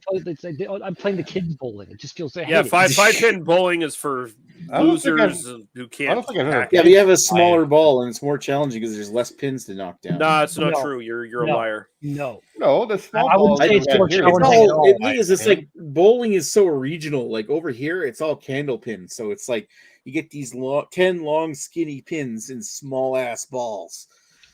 Yeah, that seems to be a problem in New Brunswick. I've heard. It seems like you're playing lawn bowling. That's not bowling. Lawn bowling. Bocce ball. Or how about lawn darts? Oh no, it's true. Some kid died in the US. They'll have to ban it. Lawn darts is just Darwinism in action. Come on now. What was that?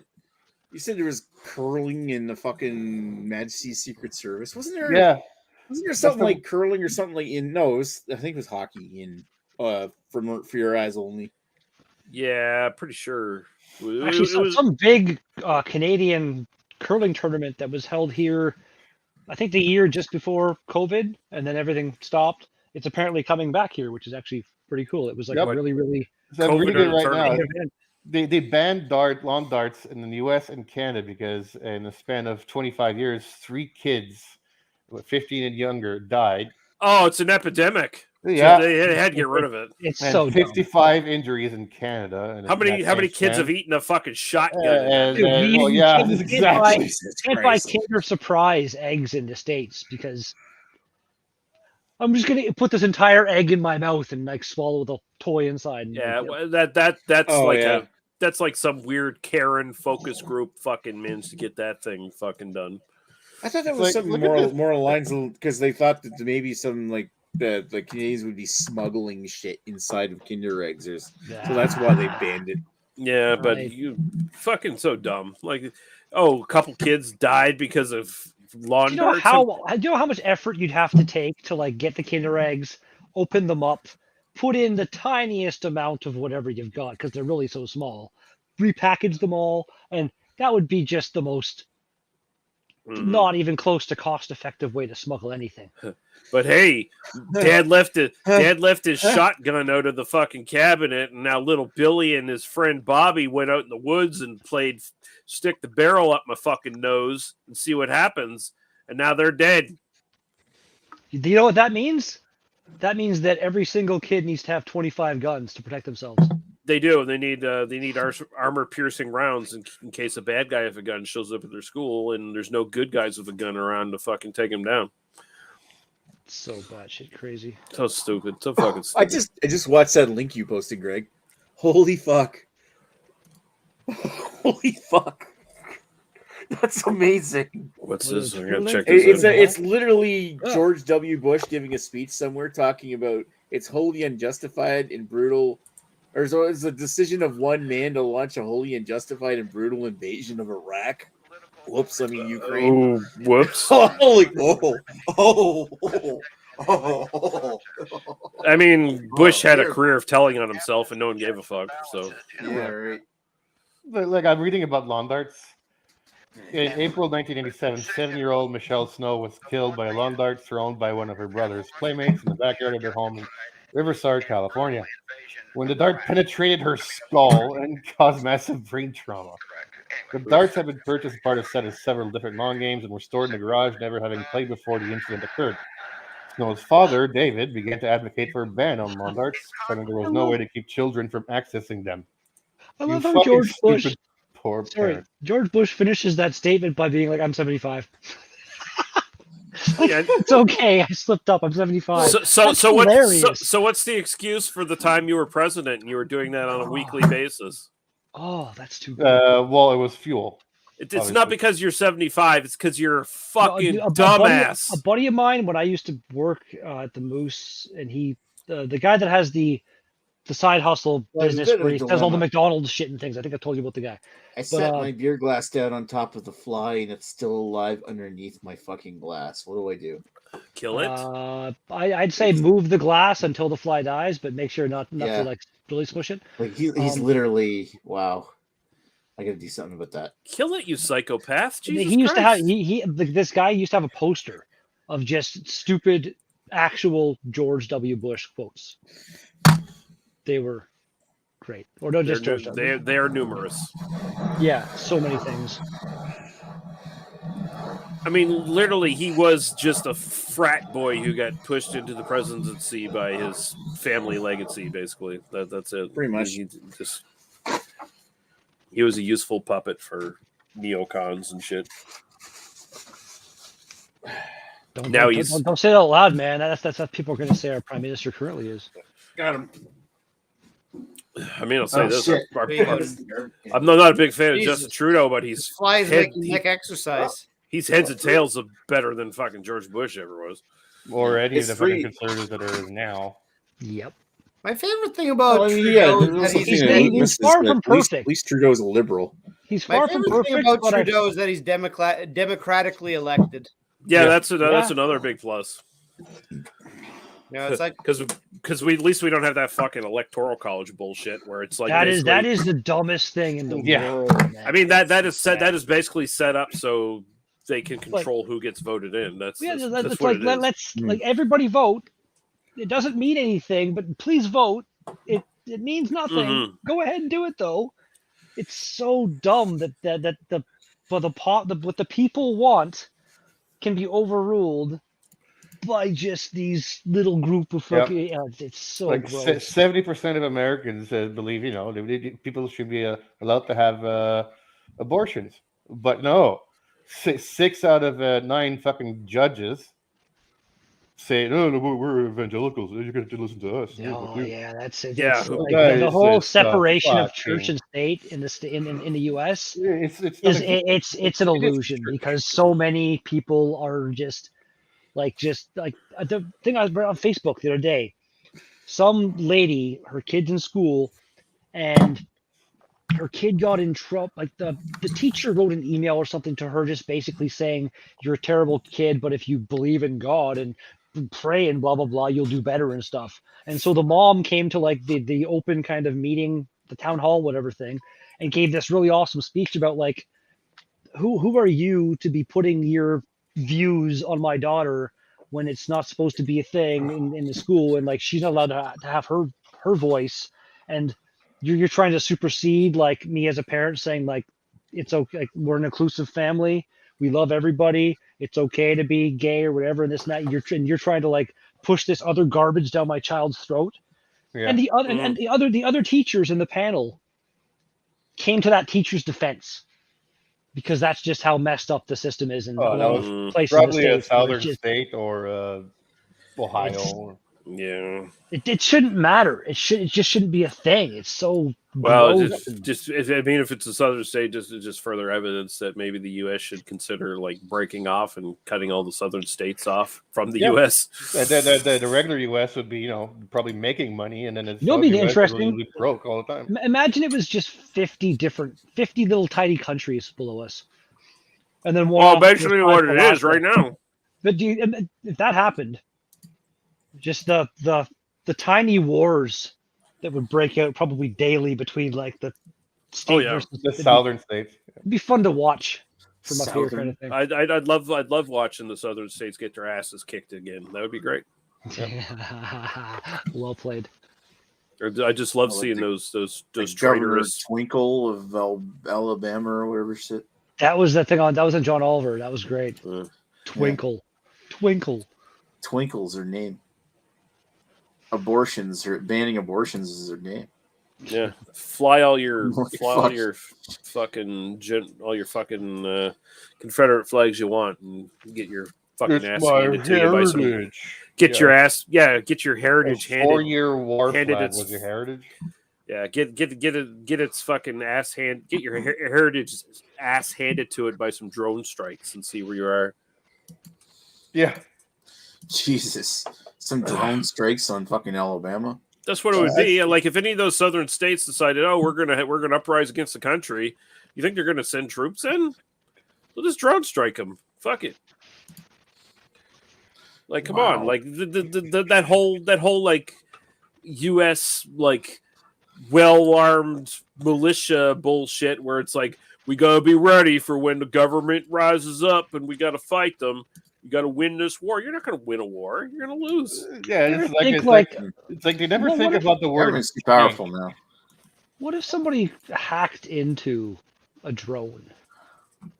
Like I imagine it's got to have like kind of probably the best cybersecurity on the planet up in that shit. I'm sure China knows how to do it.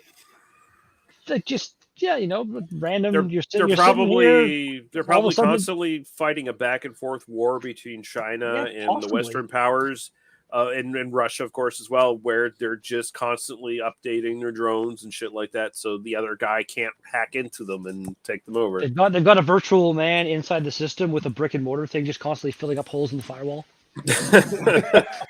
Jesus Christ! Fucking Christ, Mackie! The Great Firewall of China cannot be patched with crack spackle. Well, what's that old fucking Atari game where you bounce the ball into the blocks and break them? Breakout, Arkanoid or Breakout. Yeah, it's Breakout in the Atari, Arkanoid on the NES. Anyway, so yes, but so the actual visual like system that they use to represent that, so people just writing code all the time. It's just like they're playing Arkanoid all the time. It's like China's constantly trying to build blocks, and the US is trying to knock them down. Power up! Poosh, got it. Yeah. Now I got like laser beams from my fucking. There was another game, DX Ball, was a more modern version. Yes, it was really good. I love DX Ball for Windows 3.1. Yeah, all the cool power ups. I used to sit there. That was one of the few games I can vividly remember. My dad would be sitting in the seat next to me, and my dad and I would play that game together. Like one of the few games I ever played with my dad. There's a cool variation on that game too. It was done as sort of like an RPG and set in like a fantasy kind of setting where like you could like upgrade your paddle that shoots the balls and stuff like that, and you get like spells and shit. I can't remember what the fuck it was called. Sounds vaguely familiar. Some kind of different. Yeah, but it was basically just like an update of that game and like adding some new mechanics to it. It added kind of a story, didn't it? Kind of thing. Yeah, it did. Yeah. Went through. Yeah.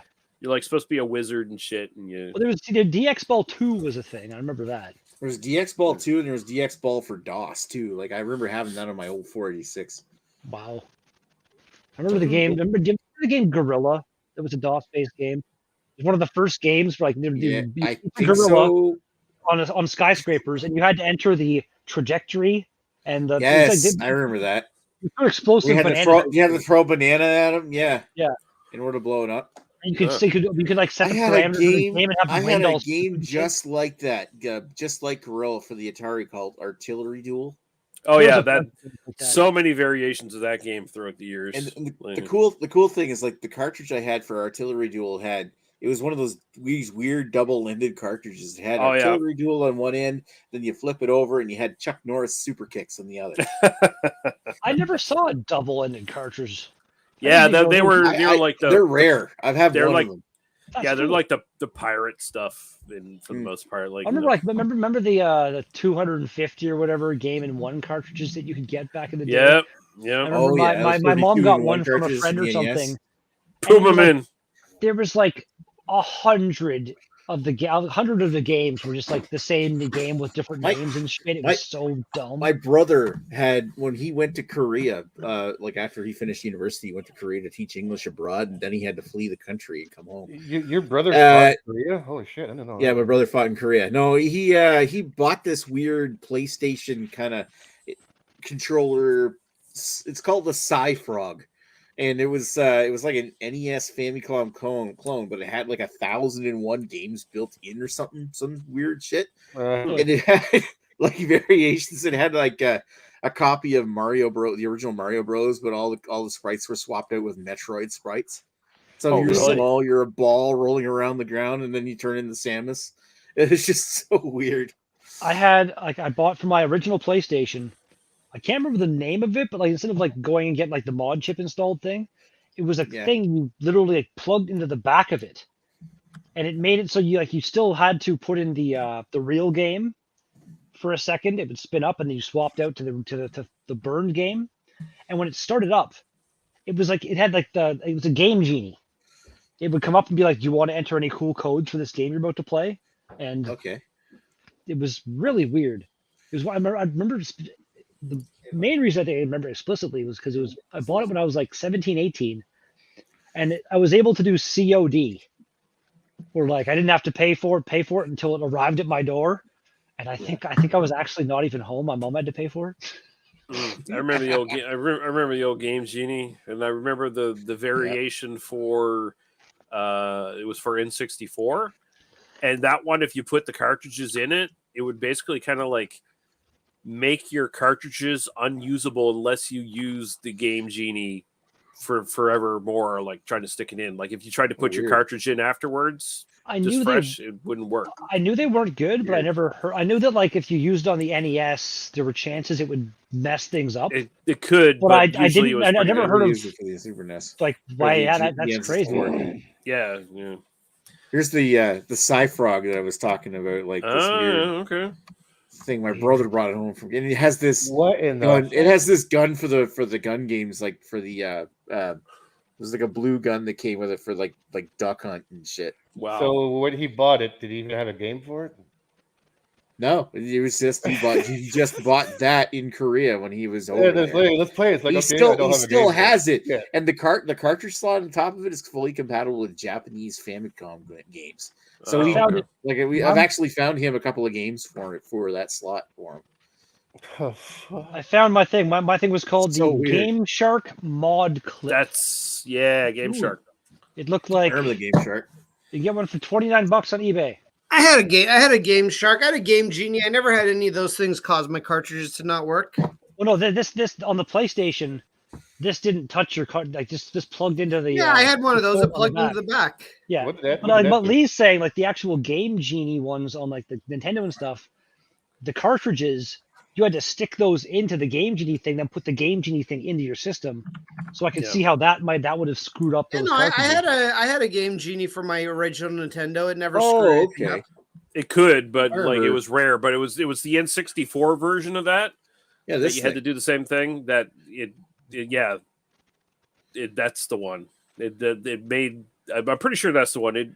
It made a bunch of the cartridges unplayable unless you still had that stuck into it. Because my brother, he Sexton. got.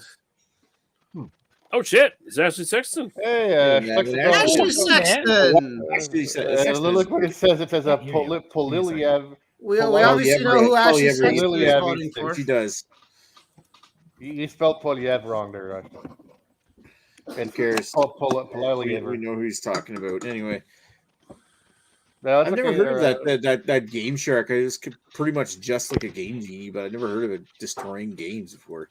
Well, so my brother, he got his friends in 64. So basically, we have two N64s in the house, and he had the Game Shark, or maybe it was some backwater fucking version of it or whatever. I don't know exactly. All I know is that he had that, and he put a bunch of the games in it, and they fucked them up, so they were basically unplayable unless you still had that to stick into it. So I think your brother was doing something weird, because I never had mine and stuff. What happened?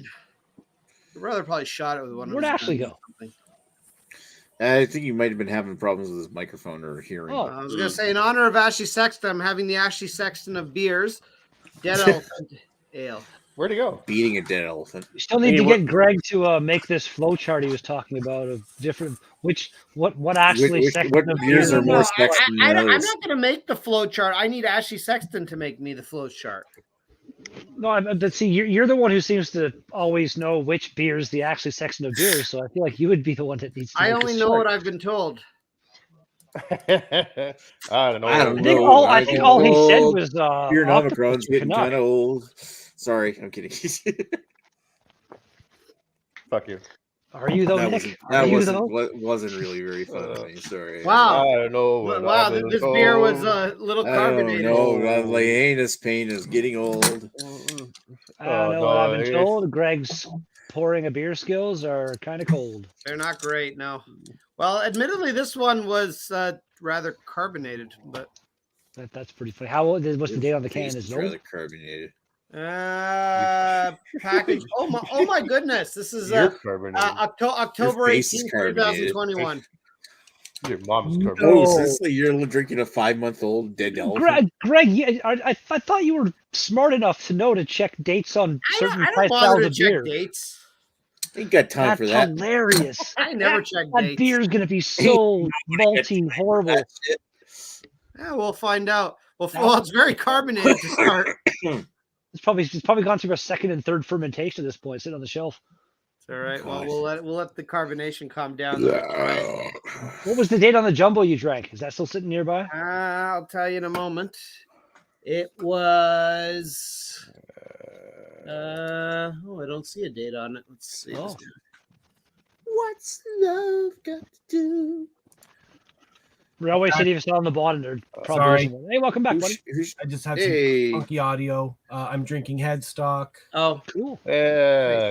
It's also October 18th, 2021. Greg is drinking his second Railway City beer from October of last year. But he didn't check. Actually, is this the? I believe this is an Ashley Sexton of beers. That is an Ashley Sexton beer. Dead elephant. Dead elephant. I actually like that beer when it's done good beer. Fresh. You know. Yeah, when it's not. Yeah, well, this one's from October 18th. That one has Amarillo in it, right? Amarillo. It should say on the side. I'm pretty sure that one's Amarillo. Barley. Yeah, that's like 7 months old at this point. Oh, so this has Cascade, Citron, Amarillo. Amarillo, yeah. Not anymore. It doesn't. Yeah, it's not. Yeah. Ooh. What a zinger there, Redbeard. So this other one had Simcoe, Amarillo, Citra, and Mosaic. This wasn't a bad beer by any means. It was a little on the malty side, you're right, but it wasn't bad. So I'm actually surprised that the other one kind of like you didn't have any real negative opinion for how it held up. It was fine. I mean, it was a little on the malty side, but it was fine overall. Like I didn't hate it. I can see how that one would go a little sweet. It has like some caramel malts to it by the looks of it. So. Oh yeah, they both went a little. They're both a little on the sweet side, but I don't mind them. This one's fine. Like I don't have an issue with this beer. Greg likes barrel-aged IPAs.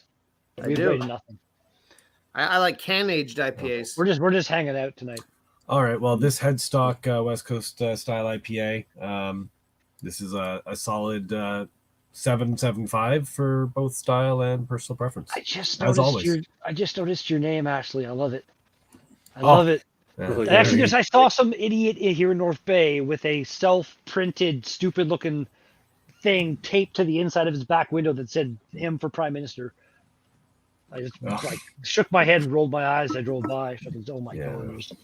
My wife and I were just talking about him, so his dumb, ugly face was in my mind. He's garbage, man. Like then the people that think like, these terrible, awful, gross human beings are going to be the ones that save us and make Canada great again because we're so oppressed and under the rule of a dictator right now. And oh my god! Like, I'm running for prime minister. I'm not running for.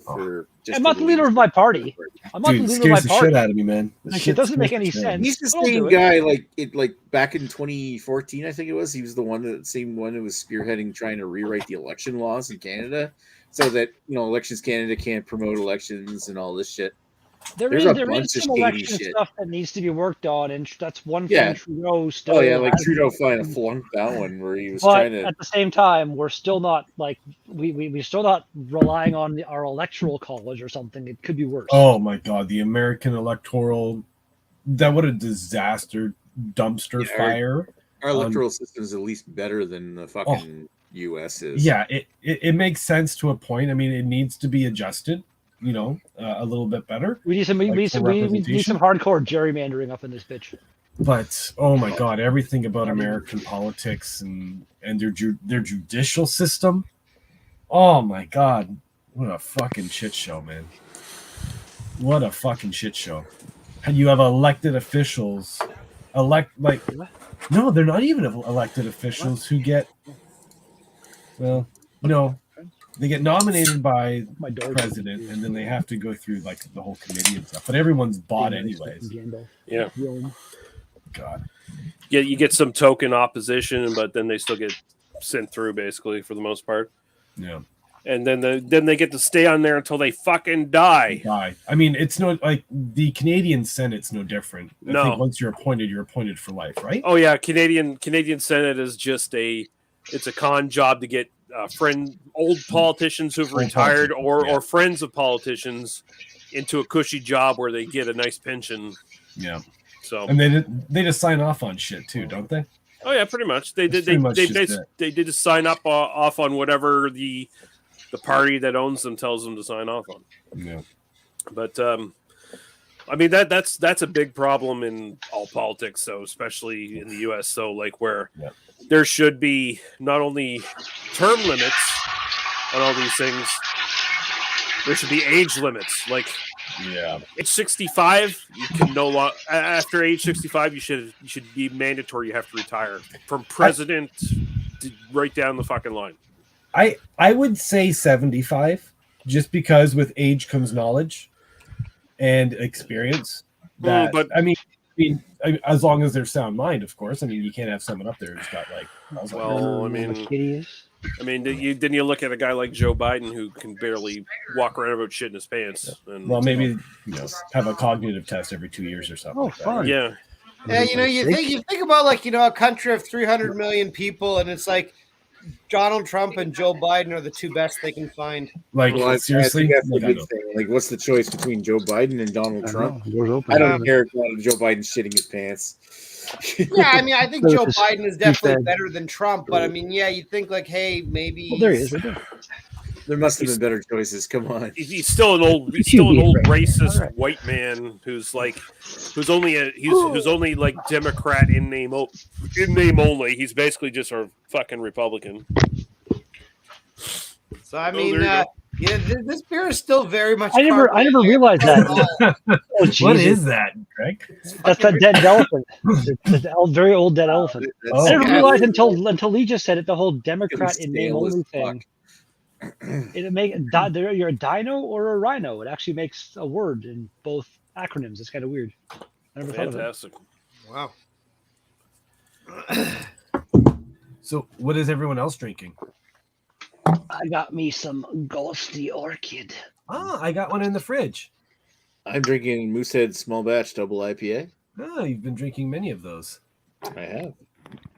Congregation Pilsner. That can't be the same one, right, Lee? That's is that a second or third now? Is that like North American Pilsner or traditional like? It's closer to a German Pilsner. Did they like just straight noble hops or did they? It's what did they say here? Which ones? Yeah, they say subtle European dry hopping. So I assume some sort of noble hop that they stick in there. They don't necessarily say specifically, but it feels like Saz or something like that is in there. But it's done in the German Pilsner side of things, so it's a bit drier and and then they do like extensive dry hopping on the end of it or whatever. So, but what's it called again? It is Church Brewing Company's Congregation Pilsner. Lee's got all religious on us. No, I haven't. Although you know Into the beer. that's the only thing I like about churches at all is like the like they actually brew in an old church, and you know they still got all the stained glass windows and shit like that, and like Oh, that's cool. all that stuff's very beautiful. What was the one? Is it Brimstone that Chad Yeah. would have taken me to? That's also a church. What's Yeah. the church? Silversmith. That one's So, Oh, yes, touche. Silversmith. Brimstone too, isn't it? It's an old Yeah, Brimstone is too, right? Brimstone is, yep. Fair Yeah. enough. Yeah, but then Church what I was thinking of architect was can be Silversmith. Take among that. some of the nicest. But I mean, honestly, that's probably the only good thing that's ever come out of fucking organized I religion will, is good beer. I will say, I feel like churches were decent in like advancing our architectural knowledge and stuff throughout time. No, not even. No, you don't think so? No, because they definitely fucking shitted it down after the Romans.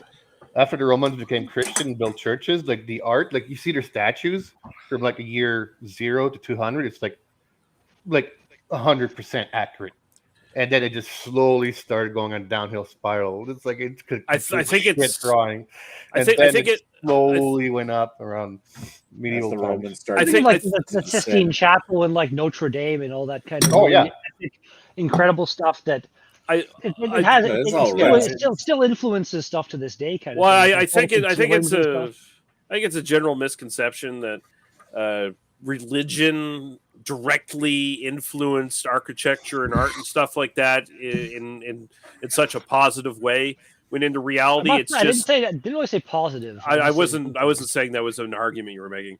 I'm just saying, like in general, like the idea that the church was always like the forefront of enlightenment and progress and scientific knowledge and shit like that for a long time. It's mostly because people who were in the church were, you know, upper class. They were aristocrats. They were educated. So it only made sense that those things would come from people that were in the church because they were, you know, they had that privilege to be those people. Well, it was inspiring them to be creative, right? And I mean, and they have, and I mean, still, church has a history of shitting on people who were free thinkers and artists and stuff like that, who are outside of the fucking religion, and still happens to this very fucking day. Not as aggressively bad, you know, at least in more modern countries. Like more the U.S. Baptist culture, or whatever you get. Yeah, but I mean, we're going to go back 300 years. It's just, you know, if so far back. Yeah, if you have like a lock on all the fucking aristocratic, well-educated, artistic fucking people for a longest goddamn time, it only makes sense that those people are going to come out of your sector, and they're going to be the influencers on things. But you know, if the fucking general populace had the chance to access education and to actually tap into whatever innate natural talents they might have for these things, you know, to expand their horizons and their intelligence and create and express themselves, the story would be totally different. So, church can go fuck itself. See, I feel like Scott is like the aristocratic church, and he's trying to put Nick down, but we're not going to let that happen. God, no, it's not going to happen because. How is Scott doing? He's being very rude to Nick. You just kind of leave it on the blue. I'll let Nick tell me. Nick. I forget. Well, he said like when he left or something. I know I said something weird. And then I think he had said in the beginning he was only popping in for a moment or so. Like he only popped in for a second, but he was talking about he's starting a new job next week. Well, he's coming out of referee retirement. He's going to referee some mushroom. He's coming. Oh, cool. Mm-hmm. I mean, that's so did he give up his day job to go back to the wrestling ring? No. He's starting a new job that's like he's going to be making like 6 figures or something. Like going from $86,000 an hour. He's going to be making like $115 or some shit. Like, holy fuck. Yeah, you don't give up your job that you're doing well in, where you're supporting your family, to become a wrestling referee full time. That doesn't happen. You know what? Sometimes you gotta chase happiness, man. You say that doesn't happen, but Ashley just said some people would chase happiness to the point where it ruins their family and destroys everything. I mean, you maybe wouldn't. Fortunately, Scott is not a fucking asshole. That's what I'm saying. Some people would. You shouldn't do it with your family. Are you sure about that, Lee? I mean, he's always been good to me, Nick. I don't know what your story is, but you know. Well, you think I know more about him? As we know, he's being the religious zealot and treating the peasant Nick, making him. Well, Ashley missed the whole thing about like Nick taking Scott's skin and taking over his family and that God, whole. Yeah. Oh, that's awkward. It was awkward, that reminds but me it was of Face funny. Off. It was funny as hell.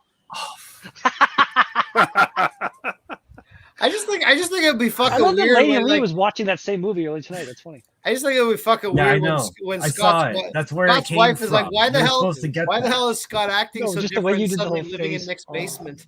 Yeah. Yeah, that was great.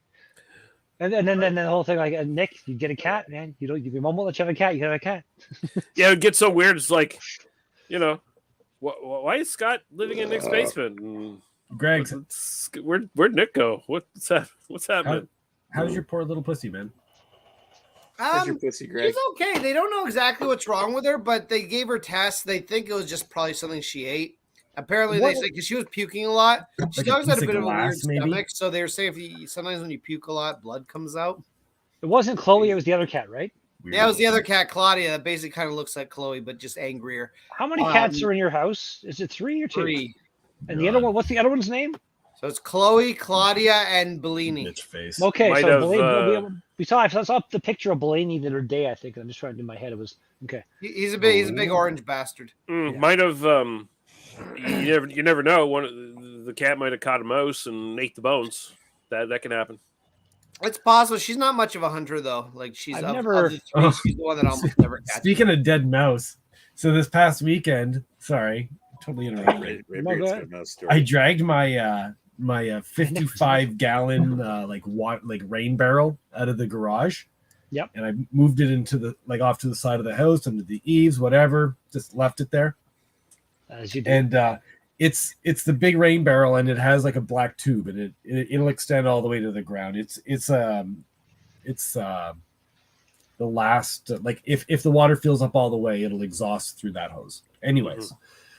So I'm doing some shit in the back, and then I come up to the barrel later, and I flip the top off, and this fucking smell just goes boosh. I'm like, holy shit, the fuck? And I look in, there's 2 dead mice in the bottom. Marinating. They had run up the black tube all the way up because it's corrugated, so they just climbed all the way up, and then they fell in the fucking bucket and died there, starving. Yuck. I feel like you need to put maybe some kind of screen over the other end of that black tube or something. So nasty. Keep that from happening. Put a screen with like an elastic or something just to keep that or just non-entrance. Detach that exhaust pipe next time and too. just be fucking done with it. Actually, when Nick and I were watching Endgame last night, Gandalf randomly discovered a mouse in my room, and that was quite the thing. Interesting. Did he get it? He got it, but he's never encountered a mouse before, so he didn't have any interest in killing it. He's like, I got it. I'm going to put it down and play with it some more. And so he caught it, and I have a glass candle holder that's like, this big or so. So I took the candle out. I was going to put that over the mouse. Yeah. But Gandalf kept like getting it and then letting it go to take off. And eventually I have an empty beer 2-4 cardboard thing sitting on the floor there that I need to put in the recycling bin. And Gandalf dropped the mouse into that. And I was like, okay, got him in the thing. Yeah. I was like, Nick, I'll be right back. Walked down the block and threw him off into the bush. Which earlier that same day, I woke up down here to the sound of my stepdad upstairs beating a little mouse to death with a broom. You're breaking up. It seems unnecessary. Oh, okay. Beating him. Okay. I have a piece of advice, and this is pure theoretical. Okay. This is not a proven technique whatsoever. Okay. But it sounds like, okay, there's mice. So you want your cat to be a fucking mice killer. Okay. So this is what you do. Moo Cow will eat all the mice. Awesome. Well, either way, you want them both to be like stone cold killers, man, because that's what they are. You have to it's locked in their brain. So the next time they catch a mouse, put him in the bathroom, close the door. Okay, he's gonna play with him a lot, and eventually he's gonna accidentally kill him. But that cat needs that killer instinct. Let it kill that mouse, You're man. not wrong, but at the same time, I don't know. Like the mouse Just is guessing here. living I don't life. know. It seems like it would work. You know, the mice aren't maliciously trying to like ruin. Well, no, the but you don't house. want them in your house. You don't want them around your food. The thing what I need to do is find out where the hell they're getting in. Yeah. Seal that up. Yeah, absolutely. That's the because first step. My mom's cat, Noodles, Gandalf's sister, who he wants to kill, and we have to keep them separated. It's fun. Oh, but, that's right. Yeah, she was the one who, like, I guess, caught the mouse upstairs, and same thing with she just this toy is moving on its own. It's awesome. This is great. Well, that's the thing, right? So I mean, my stepdad got to the point where I guess he beat it with the broom. I was like, okay, it's dead. Went to grab a dustpan, came back, went to scoop it up, and it was still alive. So you have to go after it again. You beat it some more. Like, I don't know. I if I have to, I'll kill an animal. But if I don't have to, I just like. Yeah, it seems unnecessary. If you can just let it out, then just let it out. Yeah, but I don't know. Mice are just mice. They're so goddamn, but they're so cute too. Mice are fish, man. Mice are Fuck fish. mice. Ashley, do you just randomly murder fish too? No, but I mean, we've had fish. And don't play coy with me. Ashley isn't just catfish. He's one of those, like, you ever seen him in the show River Monsters? Those catfish that are 10 feet long and accidentally kill people. Yeah, that's Ashley right there. No, hey, I love pets, man. Hey, you see my guinea pigs? I love my guinea pigs, man. Those pets are total chill. Guinea pigs. But they're just guinea pigs, Ashley. Can we feed them to a snake?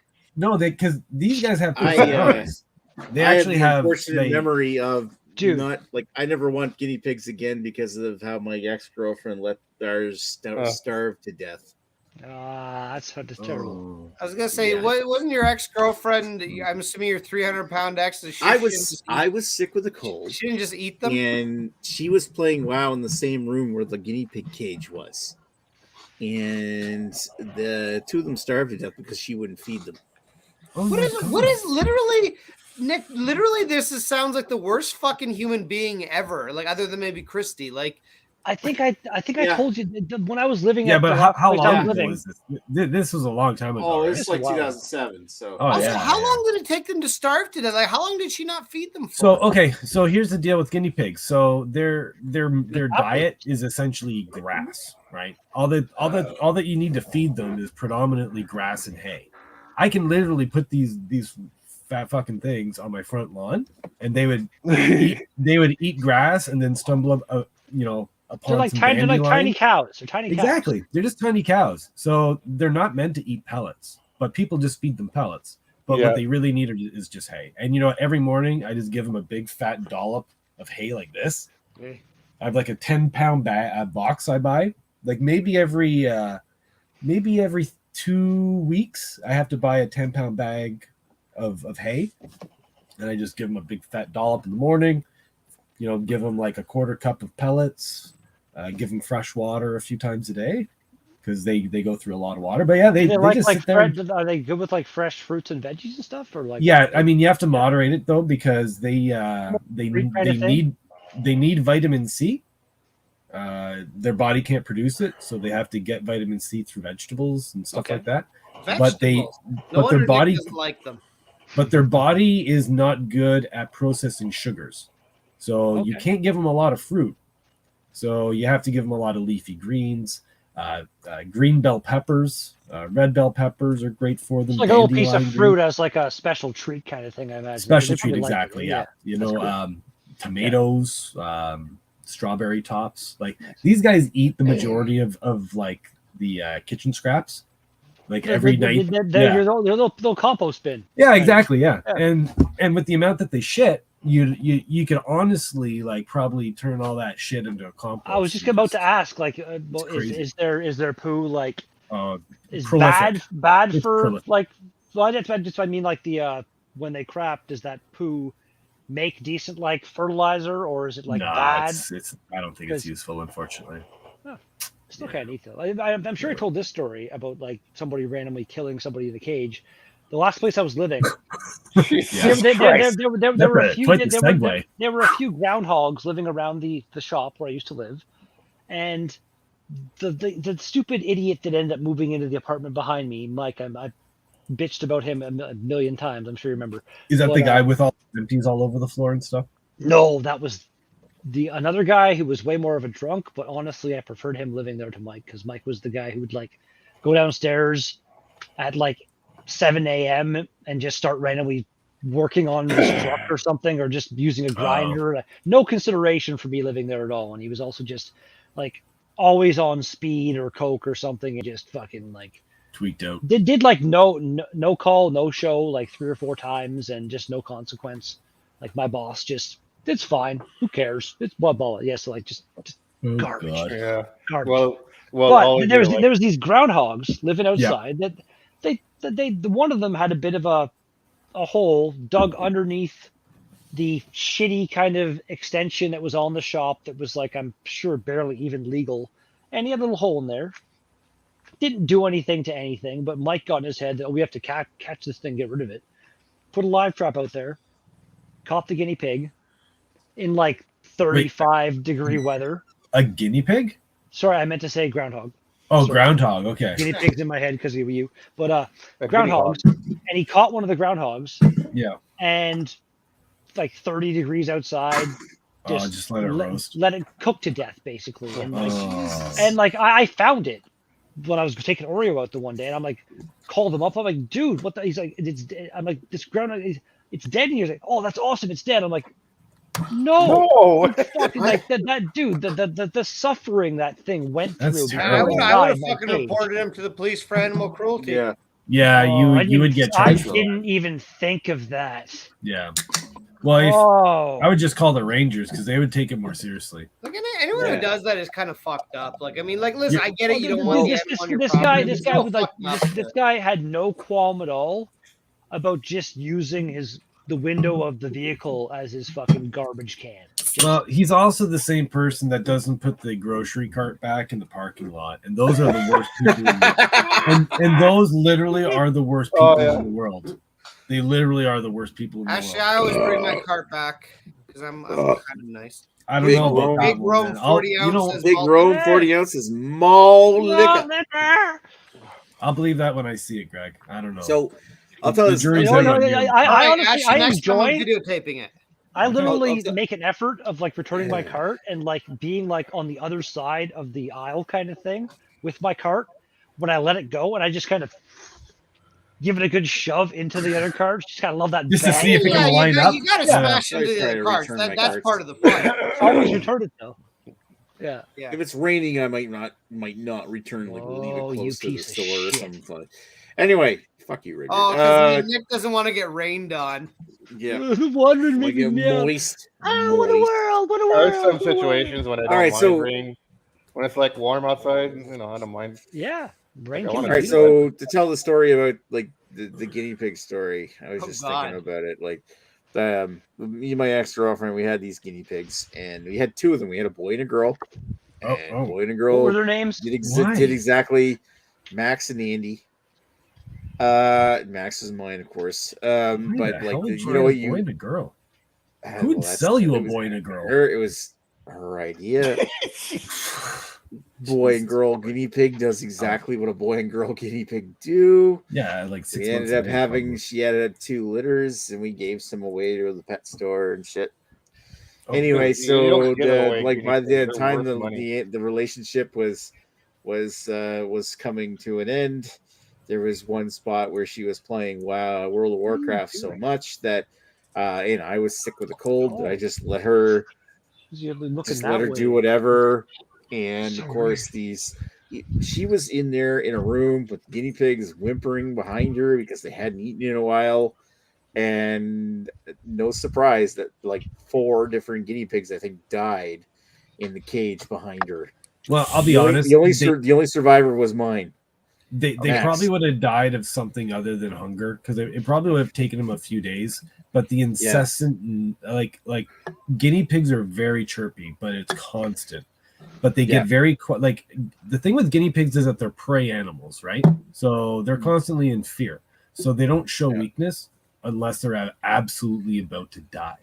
So like if they have any sort of internal problem, I'm willing to bet, to be completely honest, and this will probably put your mind at ease. They probably had a severe diet deficiency because they were probably just living off pellets, and they probably just died pretty quickly because their body just shut down. So here's I have a few questions. So she was in a room. Did you visit her in this room, or was she locked in this room and didn't allow you in?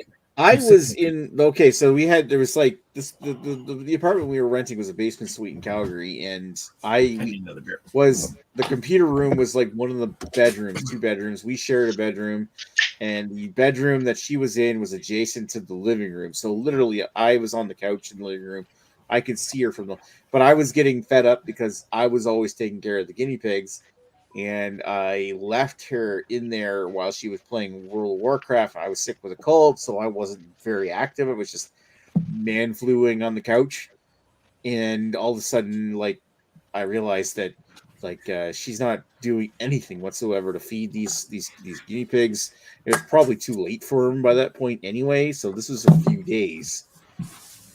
So eventually, like, it just became this horrifying. Like, we actually had to throw guinea pigs out with the trash because they had died. You know, it's like one of the worst things. You could have buried them, you monster. Where? I don't know, in a garden somewhere. Brought them to the woods or something. Yeah, brought them to the woods. Like, I don't know. Put them under a pile of leaves. You weren't there anyway.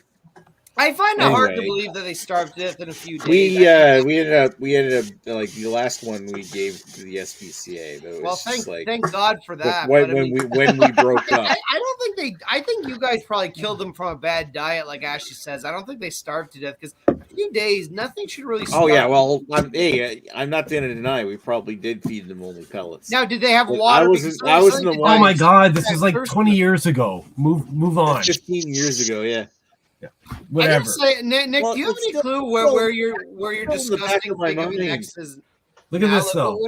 What does that oinker do now? Does she like have any sort of aspirations, or does she still sit on her fat ass? Weird, Ashley, with what the hell? Oh, that's fancy. That's like weird, that's a totally new turn the can more is like anything. I've never seen that before. Weird. Wow, I'm. Is that, if either that's a special? I guess you know your can's or fresh. Yeah, it is really fresh. It's gonna be really fresh. Well, you know what? It is still just April 7th. Nice.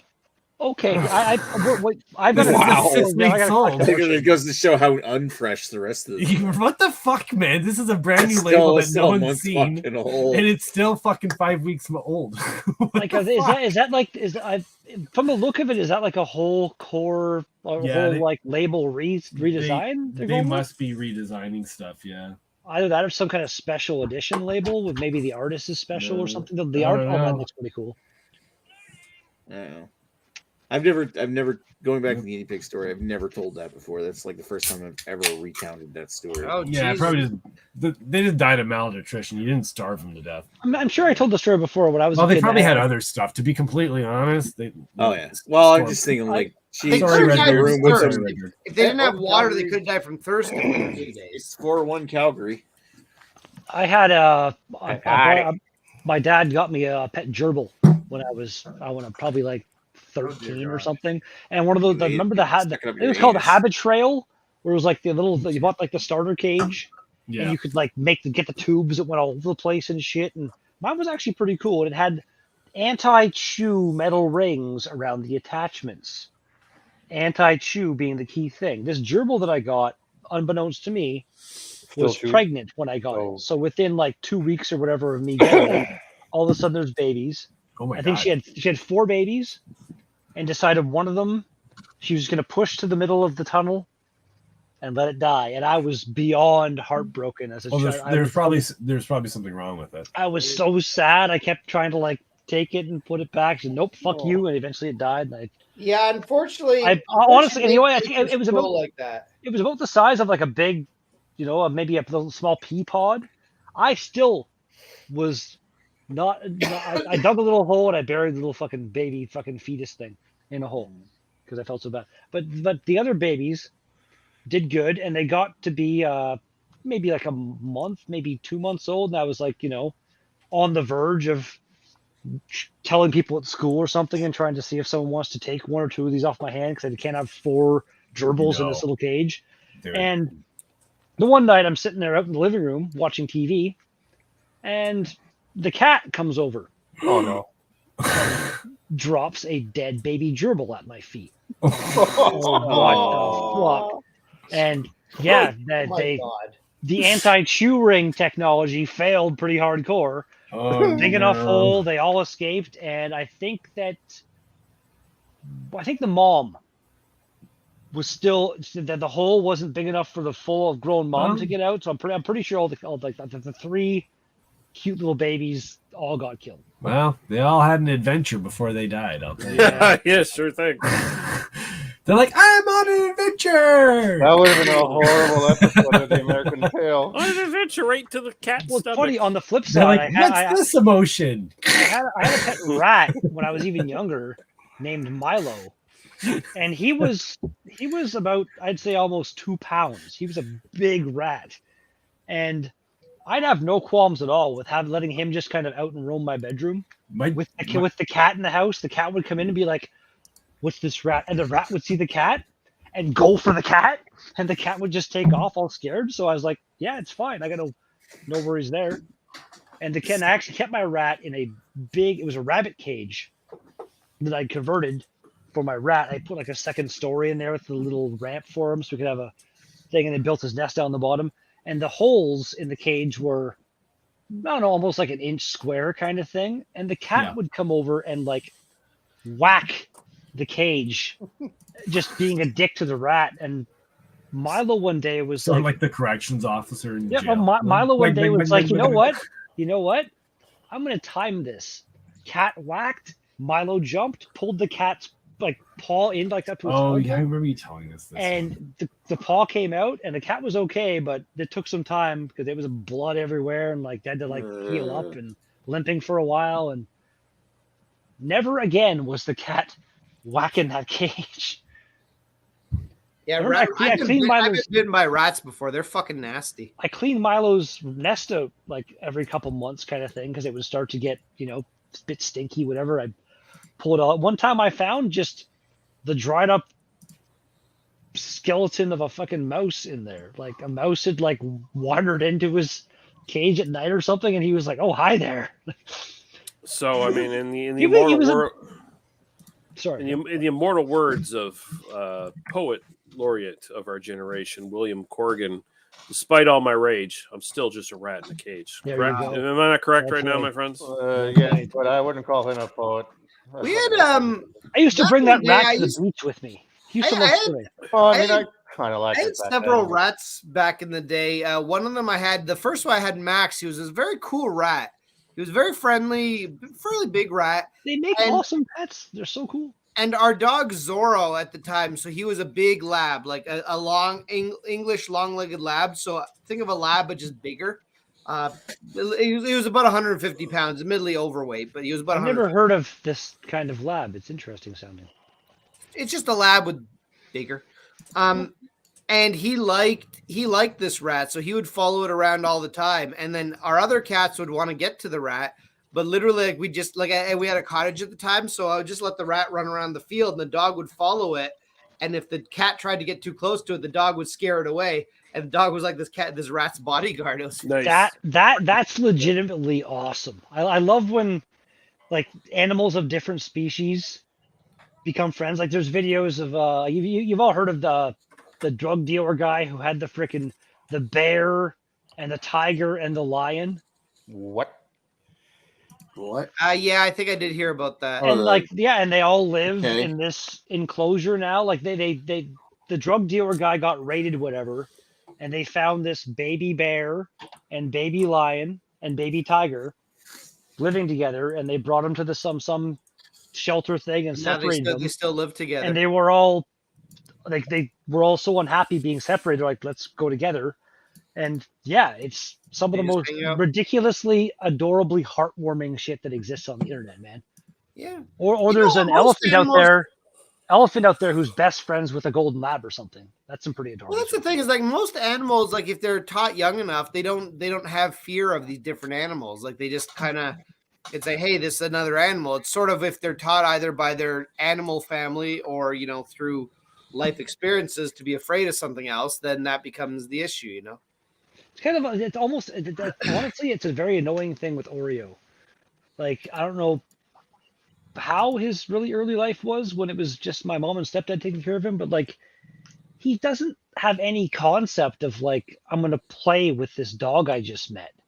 It's like he wants to like sniff them, and that's it. If the other dog shows any sign of like excitement or anything, Oreo's just like gone. It's honestly really annoying, and I don't know. Like I every dog we meet, I'm like, is your dog friendly? Yeah. Grab Oreo, bring him over. They meet, whatever, and if the dog gets anywhere near Oreo's face, kind of thing with its face, Oreo like gets all standoffish and starts barking. He's just the most grumpy old dick of a dog. I love him, but god damn, I wish he had more of a. That's kind of a Shih Tzu thing, though, isn't it? Like every Shih Tzu I've ever met always seems to be like that. There's like 3 or 4. They're allowed to be old. They're old and grumpy, man. Let them be old and grumpy. But the thing, he's always been like that. He's never had any kind of inkling to play with other dogs. We're like, again, there are. But they have personalities just like humans. You're not wrong. Personalities just like humans. But again, I feel like not everyone's a person. Not everyone's a good person, again, man. From a puppy, if he had been more socialized with other dogs, but I don't think he really was. He did go on walks and stuff and didn't really meet any other dogs. He might have learned more of the playful kind of shit. You know what I mean? If your parents beat you more as a child, you'd probably be less annoying as an adult. You say. I probably still have ingrown splinters in my ass from the wooden spoon. Wow. When I was a kid. Like, well, you know what they say, Carrie. The world is a vampire sent to drain. Who be you with the spoon? Despite all your rage, come on, man. Sent to Dre, I mean, if you want to put a little bit of stank on it, yeah. Honestly, though, who beat you with the spoon? Was that Sir Greg? Who beat you with the spoon? I think that was always my mom. Okay, so your mom was the spoon beater. It was never your dad in a dress, because that would really be twisted. Not as far as I know. I would feel that would probably explain a lot. I'm just going to close the book on the whole Smashing Pumpkins thing. Okay, that double album really sucked fucking balls, but Siamese Dream came up. You go fuck yourself. That was an awesome. Melancholy. No. It did not need to be a double album. Half of that was fluff garbage bullshit. That's fine. Okay, they could have tightened it up and had a real fucking solid album, just like Siamese Dream. But if you haven't done it yet, or in a while, listen to Siamese Dream from start to finish. I did it like a few weeks ago. Awesome album. Oh, that's a great album. What's the the song Ava Adore? I think it was called. What album? That was from the Romeo and Juliet soundtrack, or something like that. But that's the album where for like the whole like tour and shit, like Billy Corgan's like Nosferatu. He shaved his head and he started looking like Nosferatu. Oh yeah. Because he has a big bulbous white head, so he might as well start looking like a vampire. You know, might as well. You're halfway there. His head looks like that. Why not? That's a great album. Hockey, the picture of him looking unamused on the amusement park ride is one of the best things ever. Okay, think about hockey and like that screenshot from Slapshot 2 you showed.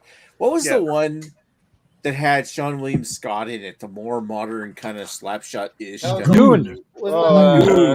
I've never seen Goon.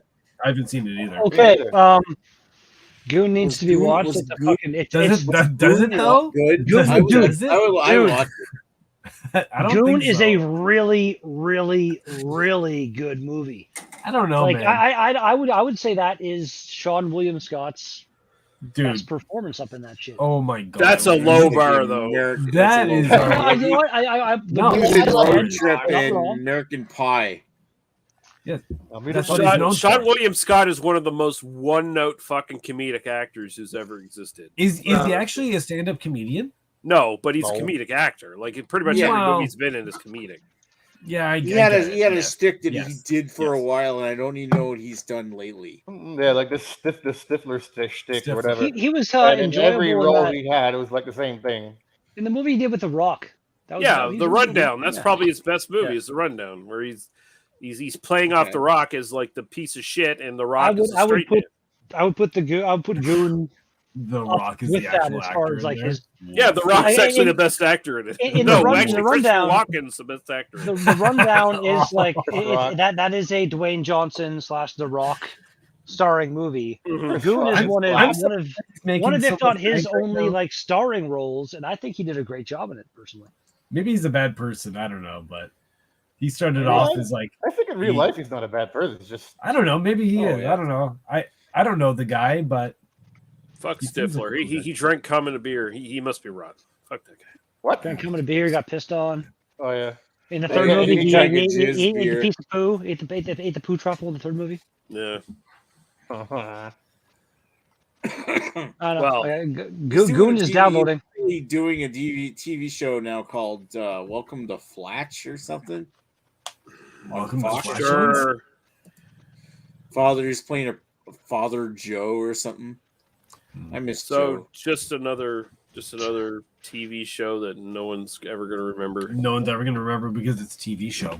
Yeah, No one's ever gonna remember TV because Isn't it's that not crazy? it's not Better Call Saul, so no one's ever. Here's the gonna remember. crazy thing. My grandkids are gonna be saying, "Man, can you remember when our grandparents were watching TV?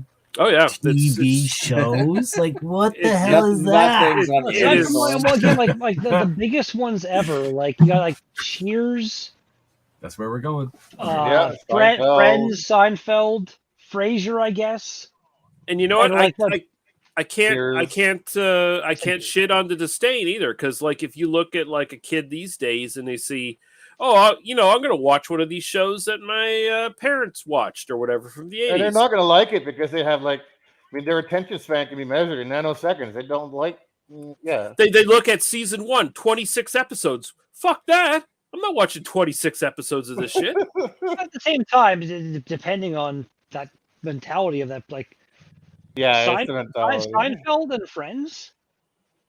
I rewatch those series like once every 5 or so years or so, and they, aside from the absence of like the internet and cell phones everywhere, the overall kind of situations and the comedy, it still holds up. So Oh yeah. it's Well, I mean, new people are still getting into it, kind of thing. It's- but that model is dead though. Like the 20. No, that- the- yes, like, yeah, The that 26 makes me episode sad. season is dead. that makes me sad because Doesn't they make me could sad. they I don't know, like You got to tighten up your stories, bro.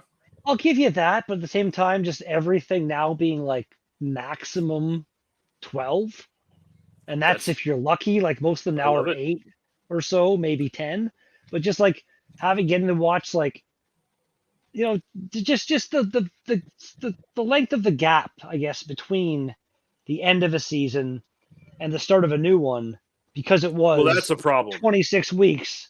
That's the thing I miss right there. That is a problem. Like when you have a series and you got to wait like 2 years for the next fucking the next season, that sucks.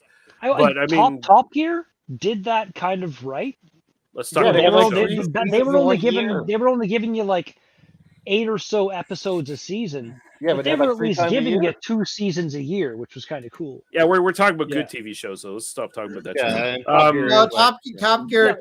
No, listen, as much as Lee hates cars, I do believe Lee would actually like Top Gear. Actually, Yeah. I don't hate. I don't like people who like driving cars and talking about cars either, and doing stupid shit around cars. So Well, as much as it seems like Lee would love Top Gear, Lee's seen enough. Like I've seen Lee- a few Lee's episodes. been I've here actually tried watching- to watch it. It yeah, sucks. but I hate it. it doesn't suck. Lee, I lost like. You can It, have it, your no, it, opinion. it does suck. I do not like suck. anyone on that fucking show. Lee, I lost like 0.05% respect for you there. I mean, that's just a thing I'll have to live with for the rest of my life, I guess. Honestly, Top Gear was. To be fair, Lee also hates people who use credit cards or cell phones too. So. At its peak, like it's a weird thing. That's why I don't honestly, use I was surprised by it. Top Gear was the most watched show on Earth in the world, which is that's pretty crazy. Yeah, and of course it all went down after the 3 guys left. A lot of people eat at McDonald's. Too. Honestly, they went through a bunch of host changes and stuff. Nick's diet. The current hosts of current Top Gear, it's still not Richard, Jeremy, and fucking you James. can never be near what they did. But the current iteration, the 3 guys, it's not bad. They've actually got some nice chemistry and stuff, and the show is doing okay. But I'm still there? What? Is Matt LeBlanc still one of them? No, he was there. He honestly wasn't that bad on the show. I have not seen a single Top Gear since the original 3 left, and I don't care. Yeah, me neither. I like Grand Tour, but I just wish they created more episodes because they're real fucking slow. So yeah, I started doing like a full I never watched the entire series, so now I've actually started doing a full sit down watch through The Sopranos. And I love the fact that it's 13 episodes this season. I could do that. That's great. And all of them are fucking good. Yeah. I feel with Sopranos, anything past the 2nd season is garbage. Isn't Sopranos? I've never seen The Sopranos, but that sounds like how long are the episodes? They're all about 45 minutes to an hour. Yeah. So the old shows where the episodes are on TV, that would have been an hour with commercials and shit kind of thing. Mm-hmm. I got no problem with them being a bit shorter, but shows where it's a half an hour sitcom kind of shit. I like those being in the longer seasons where you're going to get an episode here or there. It's going to be more filler and could have been better. With a sitcom, if you got good characters, you got a good formula, and you got good jokes, then sure. If you can extend it, that's fine. But for the most part, most fucking shows can't do it. Yes. I'll give you that. Yeah, it's 6-2 Calgary right now. Really? Okay. Holy shit. So we gonna have another one of these red period blood miles or whatever the fuck's going on? Red. Wow. You get the red mile in Calgary only. Blood mile. I don't know. I don't get your lingo. You hockey There's nerds. not going to be. I would tell you if it's a 6-2, there's probably not going to be a single an overtime. Is it in Edmonton or it's in Calgary? So yeah, it's second period, 11:40 left. So Calgary's first in the West right now. I think this season. So I'm pretty sure Calgary's the best team in the West right now. Even though they had a hard time with Dallas, but I mean, look how much they were out shooting Dallas. Well, what they're in the second round. How many teams are still left in being the second round right now? There's 8 teams each side, so 16. So no, yeah. So it's 4 on 8 teams. Yeah, it's down to 8 now. Yeah. Okay. Yes, not even halfway second, 6-2. Who's is Tampa Bay favored or something? Tampa Bay won the last 2 years, but that's what I'm saying. They used to be. Has it been done before? 3 in a row? Yes. Yeah, Montreal's done it 4 times, and I think seriously nobody. Actually, Toronto did it once. When was the last time it happened? Oh fuck! 3 cups in a row. That would have been probably Edmonton. Montreal. No, Edmonton. Edmonton had 84, 85. Yeah. And then 87. 86 Montreal. 86 was Montreal. Yeah. So the last it would have been the Islanders. 3 cups in a row was the 70s Canadians. No, it would have been the Islanders. Yo, you're right. It was the early 80s. The Islanders won it 4 years in a row. 4. Yeah. 4. 80 Holy to 83. Shit. Remember, time the Islanders were that good. I'm just thinking when I don't know, it would have been maybe 18 or 19 watching the Islanders were still making the playoffs. I feel at that point in time occasionally, and now they're still a team, right? Yeah. Are they? Yeah, because I forgot how many. That's New York, isn't it? Yes. Yep. New York. How many teams, they got 2 hockey teams or 3? 2. 2. So just them and. Well, you got to keep in mind, New Jersey Devils Stadium is closer to New York Rangers Stadium than the Islanders is. Nice. Yeah, and then there's Buffalo, which is upstate New York. All right. Final beer of the evening, and this is truly the Ashley Sexton beers. There you go. Probably ever eats dicks. Yeah, I think New York. I think New York State is the one that has the most teams. Islanders, Rangers. You're probably right. I think Buffalo. There's three. It's crazy to me how many places in the States have teams where like in the middle of a desert kind of thing, where I just can't even imagine the hydro bill on that building. Look at the chunks. Brink of ice. Really? Oh, Jesus look at that. Christ. Holy shit, you get the full snow globe going. Oh my god. Holy fuck. Enjoy chewing on that fucker. Where's Ashley when you need him? Oh my god. Yeah. Come on, Ashley. I need Ashley to tell me about potato. Greg, what's the date on that can? This one is I don't think you need February Ashley to tell 28th, your so potato. It's, about 3 months old. Oh, but look at that. That's incredible. Jesus Christ. That's like still it's still swirling around. I gotta record this because you guys can't even see how great it is. It's still swirling around. Wow. And here we are, 2 hours and 39 minutes in, and we're still talking about beer, amazingly. Hi, Nick. This is a classic. We haven't done this in so long. Classic online hangout. And we haven't said anything that needs to have the chat taken down. So the first team to win multiple or more than two in a row would have been the Maple Leafs from 47 to 49. And then Canadians did it from 56 to 60. That's 5 in a row. 5 years in a row. And then Montreal's won the most cups in a row. 62 to 64 Maple Leafs. The Leafs. And then 2 Boston, Montreal 71. Montreal won a bunch at the end of the 60s. And then 76. Nope. No. Montreal won 68, 69. You're right. Didn't won a bunch. Montreal won 66, 67. No, Montreal won 65, 66. And then Leafs won 67. And then there was 2 more for the Leafs. Yeah, but you're keeping in mind, keep in mind, back at that time frame, there was only 6 teams, and there was only 2 rounds. Yeah, and then 76 to 79 Montreal, and then 80 to 83, 4 in a row Islanders. No, you're right. Yeah, the Islanders. No, the Edmonton Oilers never won 3 straight. No. The Islanders won 4 straight. Yeah, but they actually did it at a time when there was 4 rounds of hockey like we have today. Yeah, that's true. That's the impressive thing. And Montreal did it 4 straight at the end of the 70s, I think, too. And then they did 76 through 79. So you're talking about you got the Habs on one hand, you got the Islanders on one hand, the other hand back at that time frame. They were playing 4 rounds of hockey. Sorry. You really got to put a kind of asterisk next to any of those rounds and stuff that happened back when there was only fucking 6 teams, because that's how many teams were there now?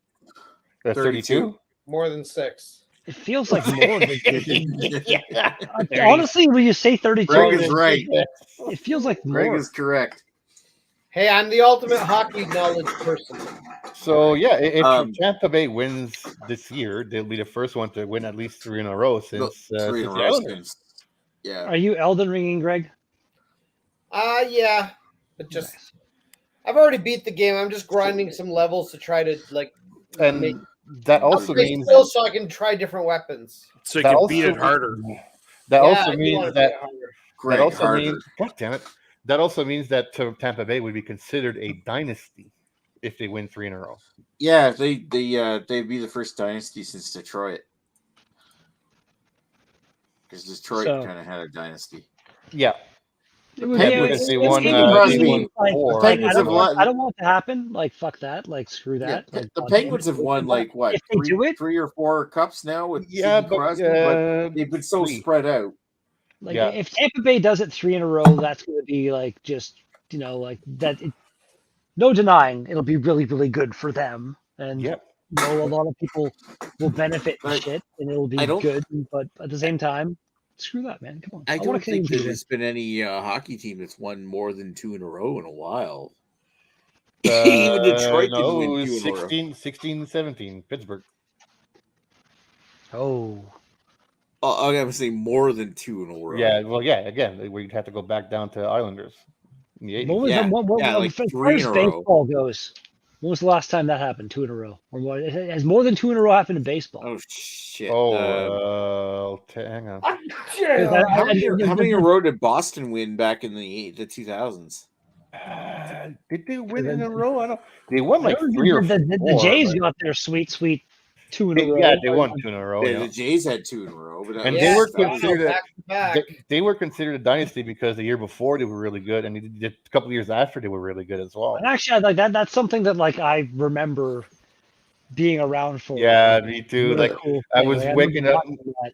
I stayed up until when they went against Atlanta, like at the wee hours of the night. I was supposed to go to school, and my I remember we had the rotor antenna thing, and when that last fucking hit was hit, the reception went all shitty for like 30 seconds, and I was screaming at the TV. Holy shit! All right, so Atlanta Braves this year, Dodgers before that, National. Oh, Ashley's. Dude, nobody won the two Yankees in a row. The Yankees won 3 in a row in 98 through 2000. But that was the last time. And the Yankees, those days, like No, their payroll. Like, God damn it, let me see. Their payroll was 3 times as much as the next team. Yeah, I was just about to say, like the Yankees were stacked. Don't you tell me to shut up when I'm agreeing with you? The Yankees won in 96, and then they won 98 through 2000. Yeah. But the baseball is weird. Like the way they have it structured, you have to be like a wild card and you play one game. Yeah. And that decides whether you get to play against the best in the league. Yeah, and that's been like that since I think the 20s. The wild card racing thing that is a whole really, really extra weird concept that has. You know what's even weirder is like football. When you look at football, the NFL, like what the Patriots did under Tom Brady back in those previous years is just fucking nuts. Like there's so many teams in the NFL, but only like you have a 1-game playoff where teams get to. It's like how many is there? Like there's an AFL and a C and then the other league play a 1-game playoff and then they decide who goes to play in the Super Bowl. Yeah. It's so thin, like Patriots won it so many times. Football is so much just. Well, I'd put hockey. That's probably the next one. Was just the amount of like physical contact and shit in the sport. It's been said the Super Bowl is the Stanley Cup is the hardest trophy in professional sports to win. Of course. Well, again, because they play fucking 4 grueling rounds of 7 games, best of 7 games. They're losing whereas on like average in football, again, like I'd argue a game of football compared to a game of football is probably a bit more like physical, bit more, but again, it's, you know what? I'll give it to you. Like football's pretty fucking physical, but they play one. Yeah, no, I'm agreeing that they should have at least some kind of a tiered round structure thing going on. Not playing great that night. Like where the hell? Okay, what happens to like Lee is like going like. Well, how many teams are there in the NFL? Somehow I haven't heard Lee talk at all in the last half hour. All this sports stuff. And I can tell you something right now. None of those little mamby-pamby little half men, can ever step into the ring with the Macho Man Randy Savage. Okay, so when was the last time somebody won SmackDown 3 times in a row, Lee? SmackDown is not a thing you win, you stupid fucking mark. Yeah. Try stepping up to SummerSlam or maybe WrestleMania, where kings are made and jesters are thrown out of the building. Yeah. See, I can appreciate Lee's like style, but myself, like I don't actively watch any sports either, but you know I still got an interest in something. Like I just looked up. There's 32 teams in the NFL, so I feel like they could totally have the wins-loss record and have that at least, you know, teams Super Bowl or some shit. I don't know, like some kind of a round thing, right? And play like even best 2 out of 3 kind of shit. Well, I don't know, the like thing is more than one game. It's that they play 16 games a year, and half the guys get injured. No, they upped it to 17 games now this year, actually, and there's so many injuries. That's not again like I feel it's just that they would never want to play like hockey has a bunch. Hockey has a bunch of injuries too, but there's like way more game. How many games does a hockey team play in a season? Like over 100. Okay, I thought it was over 100 somewhere. If you're making the playoffs, probably over 100, right? Maybe. Yeah. Okay, so but regular 82, still 82 compared to what did you say, 16 or whatever? That's 17. Yeah. Not even comparable. Like, how can you be it's just the injury a super hardcore football fan and cheer for your team when they play like barely at all? Like that's I know. I don't know. And they somehow make millions. And the owners it's kind of weird how like only play like once a week or whatever. And somehow like the stadium size is it's just it's outrageous. And somehow NFL owners make more money than any other. Well, have you seen size in NFL stadiums? Yeah, if you see the size of NFL stadiums compared to like the NHL, well, that's the thing. You gotta think like NHL stadiums like range like 18,000 people to 20,000, 22,000 people. But they're only playing one game a week, so like what they got to be paying rent and hydro and shit. Fuck. Sorry. I'm saying like 1,800. Let me fucking finish. Like 1,700. To 21,000. Like I think the biggest arena in the NHL is like the Bell Center in Montreal, and it's like 21,000 people. When you go to the NFL, they play in front of like a crowd of like 80,000 to 100,000 people. That's how fucking massive their arenas are for football. That's how big football is in the States. They play to 4 times the amount of people. But at the same time, you don't have to keep a football field at a certain temperature to keep it frozen. That's so, like, true. I feel like to make a freaking hockey stadium. They play, but the thing is, arena versus stadium, or arenas are so much smaller than stadiums. But the whole again, I'm saying like even if you're renting out the space for the rest of because like it's just sitting empty when the football team's not playing there. Just the rent and hydro and everything else on that property because it's fucking huge. That's got to be insane overheads. Don't like put an NFL team in your stadium. Yeah, you take the Macho Man Randy Savage, put him up against the top tier opponent. Yeah, you put him up against like a Ricky Steamboat. Yeah, or he maybe even that piece of shit Hulk Hogan. Yeah, and you'll sell it out every time. Yeah, and I can story. This is something they have. That was pretty savage. Do they have a clone of Randy Savage to use for this? Listen up. You take Randy Savage, you put him in, you get the cream of the crop. Yeah, you don't get any jobbers. You don't get any losers. He's going to rise. Yeah, again, Randy Savage. The cream rises to the top. So is the cream in the coffin? Do they put the coffin on the fucking thing and open it up? Like, how do you get Randy Savage right now? All I'm listening is to a skinny little red-headed geek. Yeah, talking smack about things he doesn't know. Yeah. How the afterlife? Macho Man passed away peacefully in his Jeep. Yep. In his Jeep? Really? Yeah, he died of a heart attack in his Jeep. Oh, is that a sparkle chunk, Greg? Yeah, it is. Yeah, Ashley. You didn't see this earlier. Look at this. Oh, I saw the video, but I didn't watch the video. I gotta go to the gas station. 20 minutes. It's fucking beautiful, man. That is the chunkiest of the chunks. I'm coming back. Just go to I know. Just go. It's so beautiful, Greg. How is it? How is my child? Beautiful. It pretty much tastes. It pretty much tastes the same as it always does. Yeah, little Sexton babies. Little drip. Yeah. Hey, listen, I don't even notice that the Sexton babies are going down my throat, and that's good. Ashley just won the night. That was. How is my child? That was so good. Little human gerbils. That is the ultimate section of human guinea pigs. So good. Yeah, everybody's a human guinea pig in the end. Yeah, I was gonna get a Sparkle Puff tonight, but I just resisted. I was like, "What did you grab? No triple for me tonight." Do you have anything new you're drinking? What are you drinking now? Well, so I came back. And I don't know if you noticed, but I fucking dumped my entire beer all over my wife's like fucking work setup. Oh. So no. I like Now you fucking dumped it on your wife. like.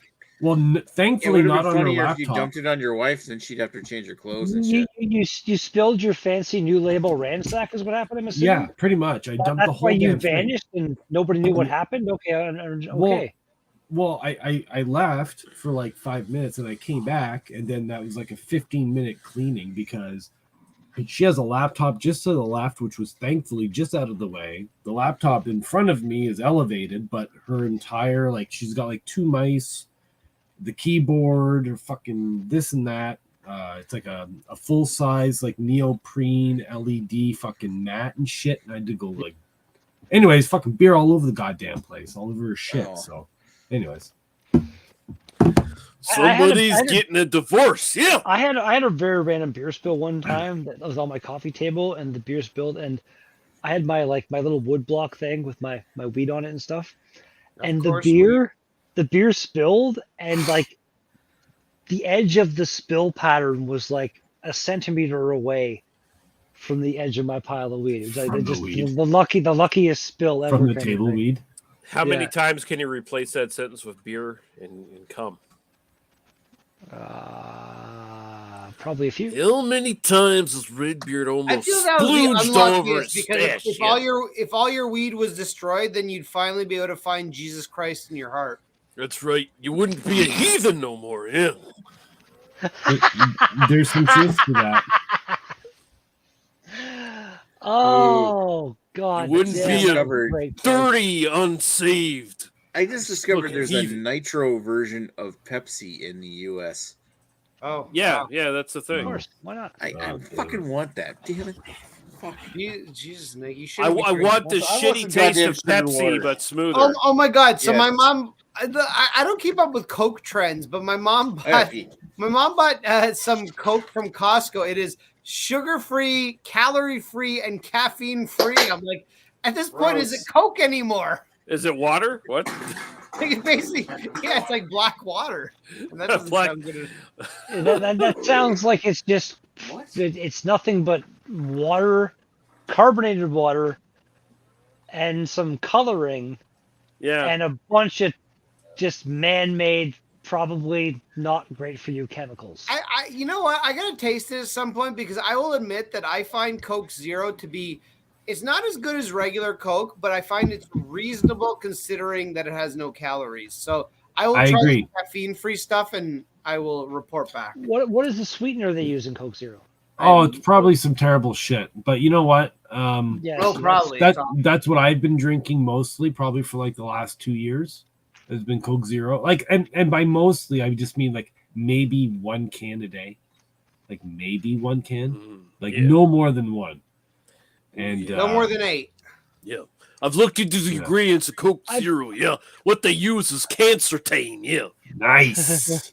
I feel like if I cut pop out, I would like just like I, on average, drink probably like 1 500 ml bottle of Dr. Pepper or something on it. Like when I'm doing like a delivery day or something like that. At some point, I'll stop at the Dollarama. Sells that bottle for $1.25. Yeah. Great deal compared to any other convenience store kind of thing. I'll buy that, drink that while I'm driving. You know, it's a lot of sugar, but I like it. And I feel like if I cut that out, like, I don't know, that's probably the... You'll lose weight, so you'll stop being such a fatty? Yeah. Stop being such a colossal fat ass. Yeah. God damn it, Carrie Fatty. You fucking fat piece of shit. You fucking obese monkey. Yeah. Shame me. I'll be honest. I got a lot of shit I like that's not good for me. Pop is one of those weird things I've never really... when I was younger, I enjoyed it, but like I maybe drink 1 or 2 cans of pop a month, if that. Like I just have no desire to drink pop whatsoever. Good on you. For me, I'm just that... It's better... I think Nick made a video and posted in the chat about like the Dr. Pepper they have out right now. That's like a Dr. Pepper cream soda mix. Oh, I think that's fucking delicious. Isn't that just root beer? No, it's still got like the Dr. Pepper kind of cherryish stuff going on. The weird Dr. Pepper flavor, but then just more of that pure sugar water cream soda flavor, I guess, mixed in with it. It's really tasty. Could you imagine a more sweetening mix than Tahiti Treat and cream soda?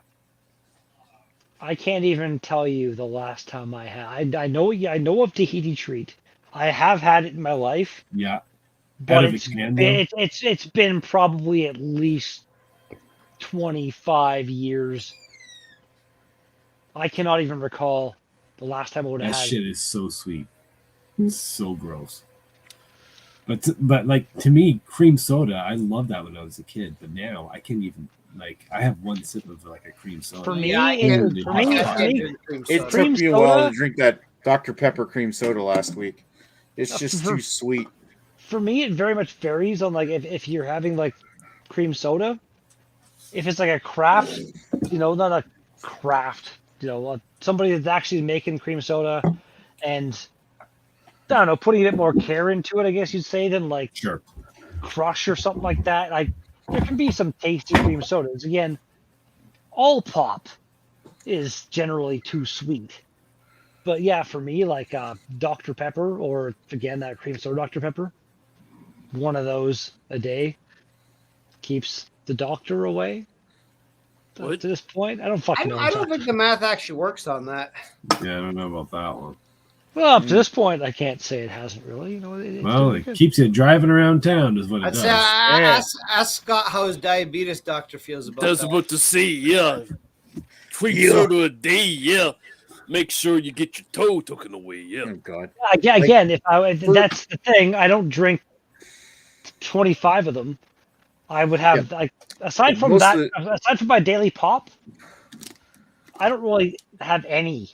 Listen, most of the day I drink these.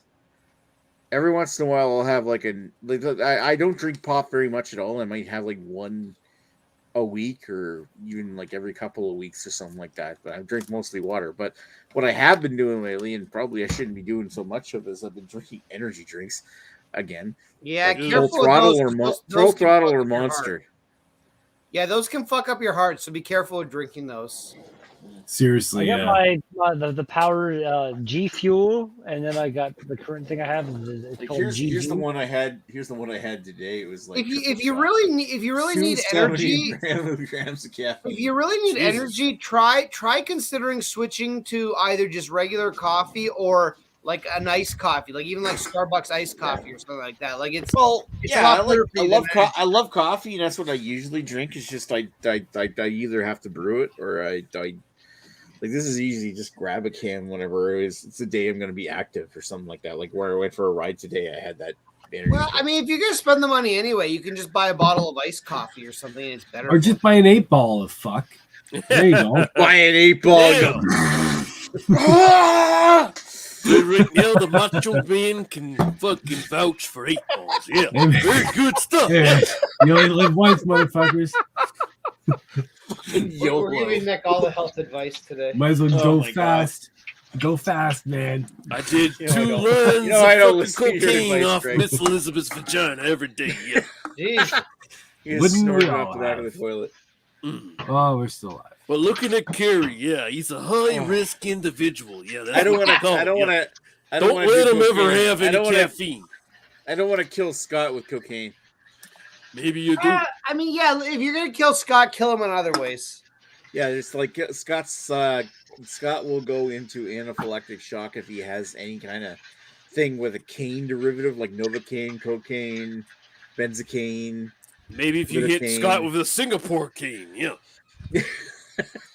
Here's the thing. Titty Val. Nick, if you ever want to make it to the main event, yeah, you ever want to get to the top of the fucking mountain, yeah, you gotta kill Scott, yeah. Cream of the fucking crop. No, come on. You talking about all the Canes and nobody says Michael Caine? Come on. Michael Caine. Wow. I'm only doing this voice tonight. Yeah. Come on. I'm not a monkey. I don't jump through hoops. I was Michael Caine is literally not in my here to headphones, see you. and I'm hearing all the Canes being said, and I'm Has he like, been talking someone's like gonna say that last Michael. 10 minutes? I literally ran back from the other room because I was like, no, come The on. more I make you want it, the more you're gonna like it the next time. Yeah. Wow. That was good shit. Holy fuck! Always keep It's the audience 6-5 watching. now. And also, I have to mention, to Ashley, the whole just get an 8 It's like- ball it's thing. like- that like Ashley a wins the minute- comment thing. Ashley has double comment award Isn't it, of the like, night close to the end tonight. of the game Can now? we It like? just Can we? sounds like- No, it's end of second. Can we go to like Discord and watch the game? I don't want to watch the fucking. I don't have a live Well, stream. you can talk. What about hockey ball games on? Dude, I can find a live stream in probably 20 to 30 seconds. That's how I did last time. Well, you know, we've been live streaming for over an hour now. I'm going to take this thing offline. So Yeah, over an hour. everybody, 3 hours, man. 3 hours, 3 hours. If, We might as well if take this shit anybody's still offline. here, Wait, if anybody's still here, Oh. join us on Dick's Chris Store. Peters killed them women. If anybody, I just Yeah. want to mention, fuck you, bad friend Jamie. I just want to say Kaya Scodelario. Jamie's a piece of crap. Yeah, he doesn't Fuck hang you, out with his bad friend Jamie, for not joining the chat. Just because you have a mustache, yes, I'll make you a sandwich, but I'm not going to be fucking happy about it. I'm going to give you some man mail. That's right. Yeah, Greg, that's right. It's Yeah, going to be I'm chunky just realizing. like this. I'm just realizing now. Greg's got gray hair. yeah. And You You just know realized this what? now. You've You only know noticed what, now. Nick? I was about to say the same exact thing. I How the fuck do you not know I have gray hair? Half my hair is Like, fucking dude, gray. this really is wasn't. the longest you've had He- your hair that I've Of course seen he's in a gray. He has while, to I live guess. with Yeah, I know. himself. You usually You know shave what, your head off, so I can't his- tell. His hair's Hold so. on, what is Ever it? since you went, you got rid of your Oh, condo and his you're going to head Mississauga house money, It's like- you're like, I can't afford to shave my head anymore. It's like, you know what? You know why? I think this because it's been 3 hours now. Now that we noticed the gray hair, it's because it's been 3 hours. 3 hours ago, we would not have noticed it. Ooh. All right, we're taking it. Yeah. Plenty of We're taking these this damn offline. things. So I can thank give you, some Jamie, razors, for Greg, if watching you want this some. far. We'll talk to you guys later. Chris Peters, I'll see you at SummerSlam. Yeah. Hashtag bad Yeah. friend Jamie.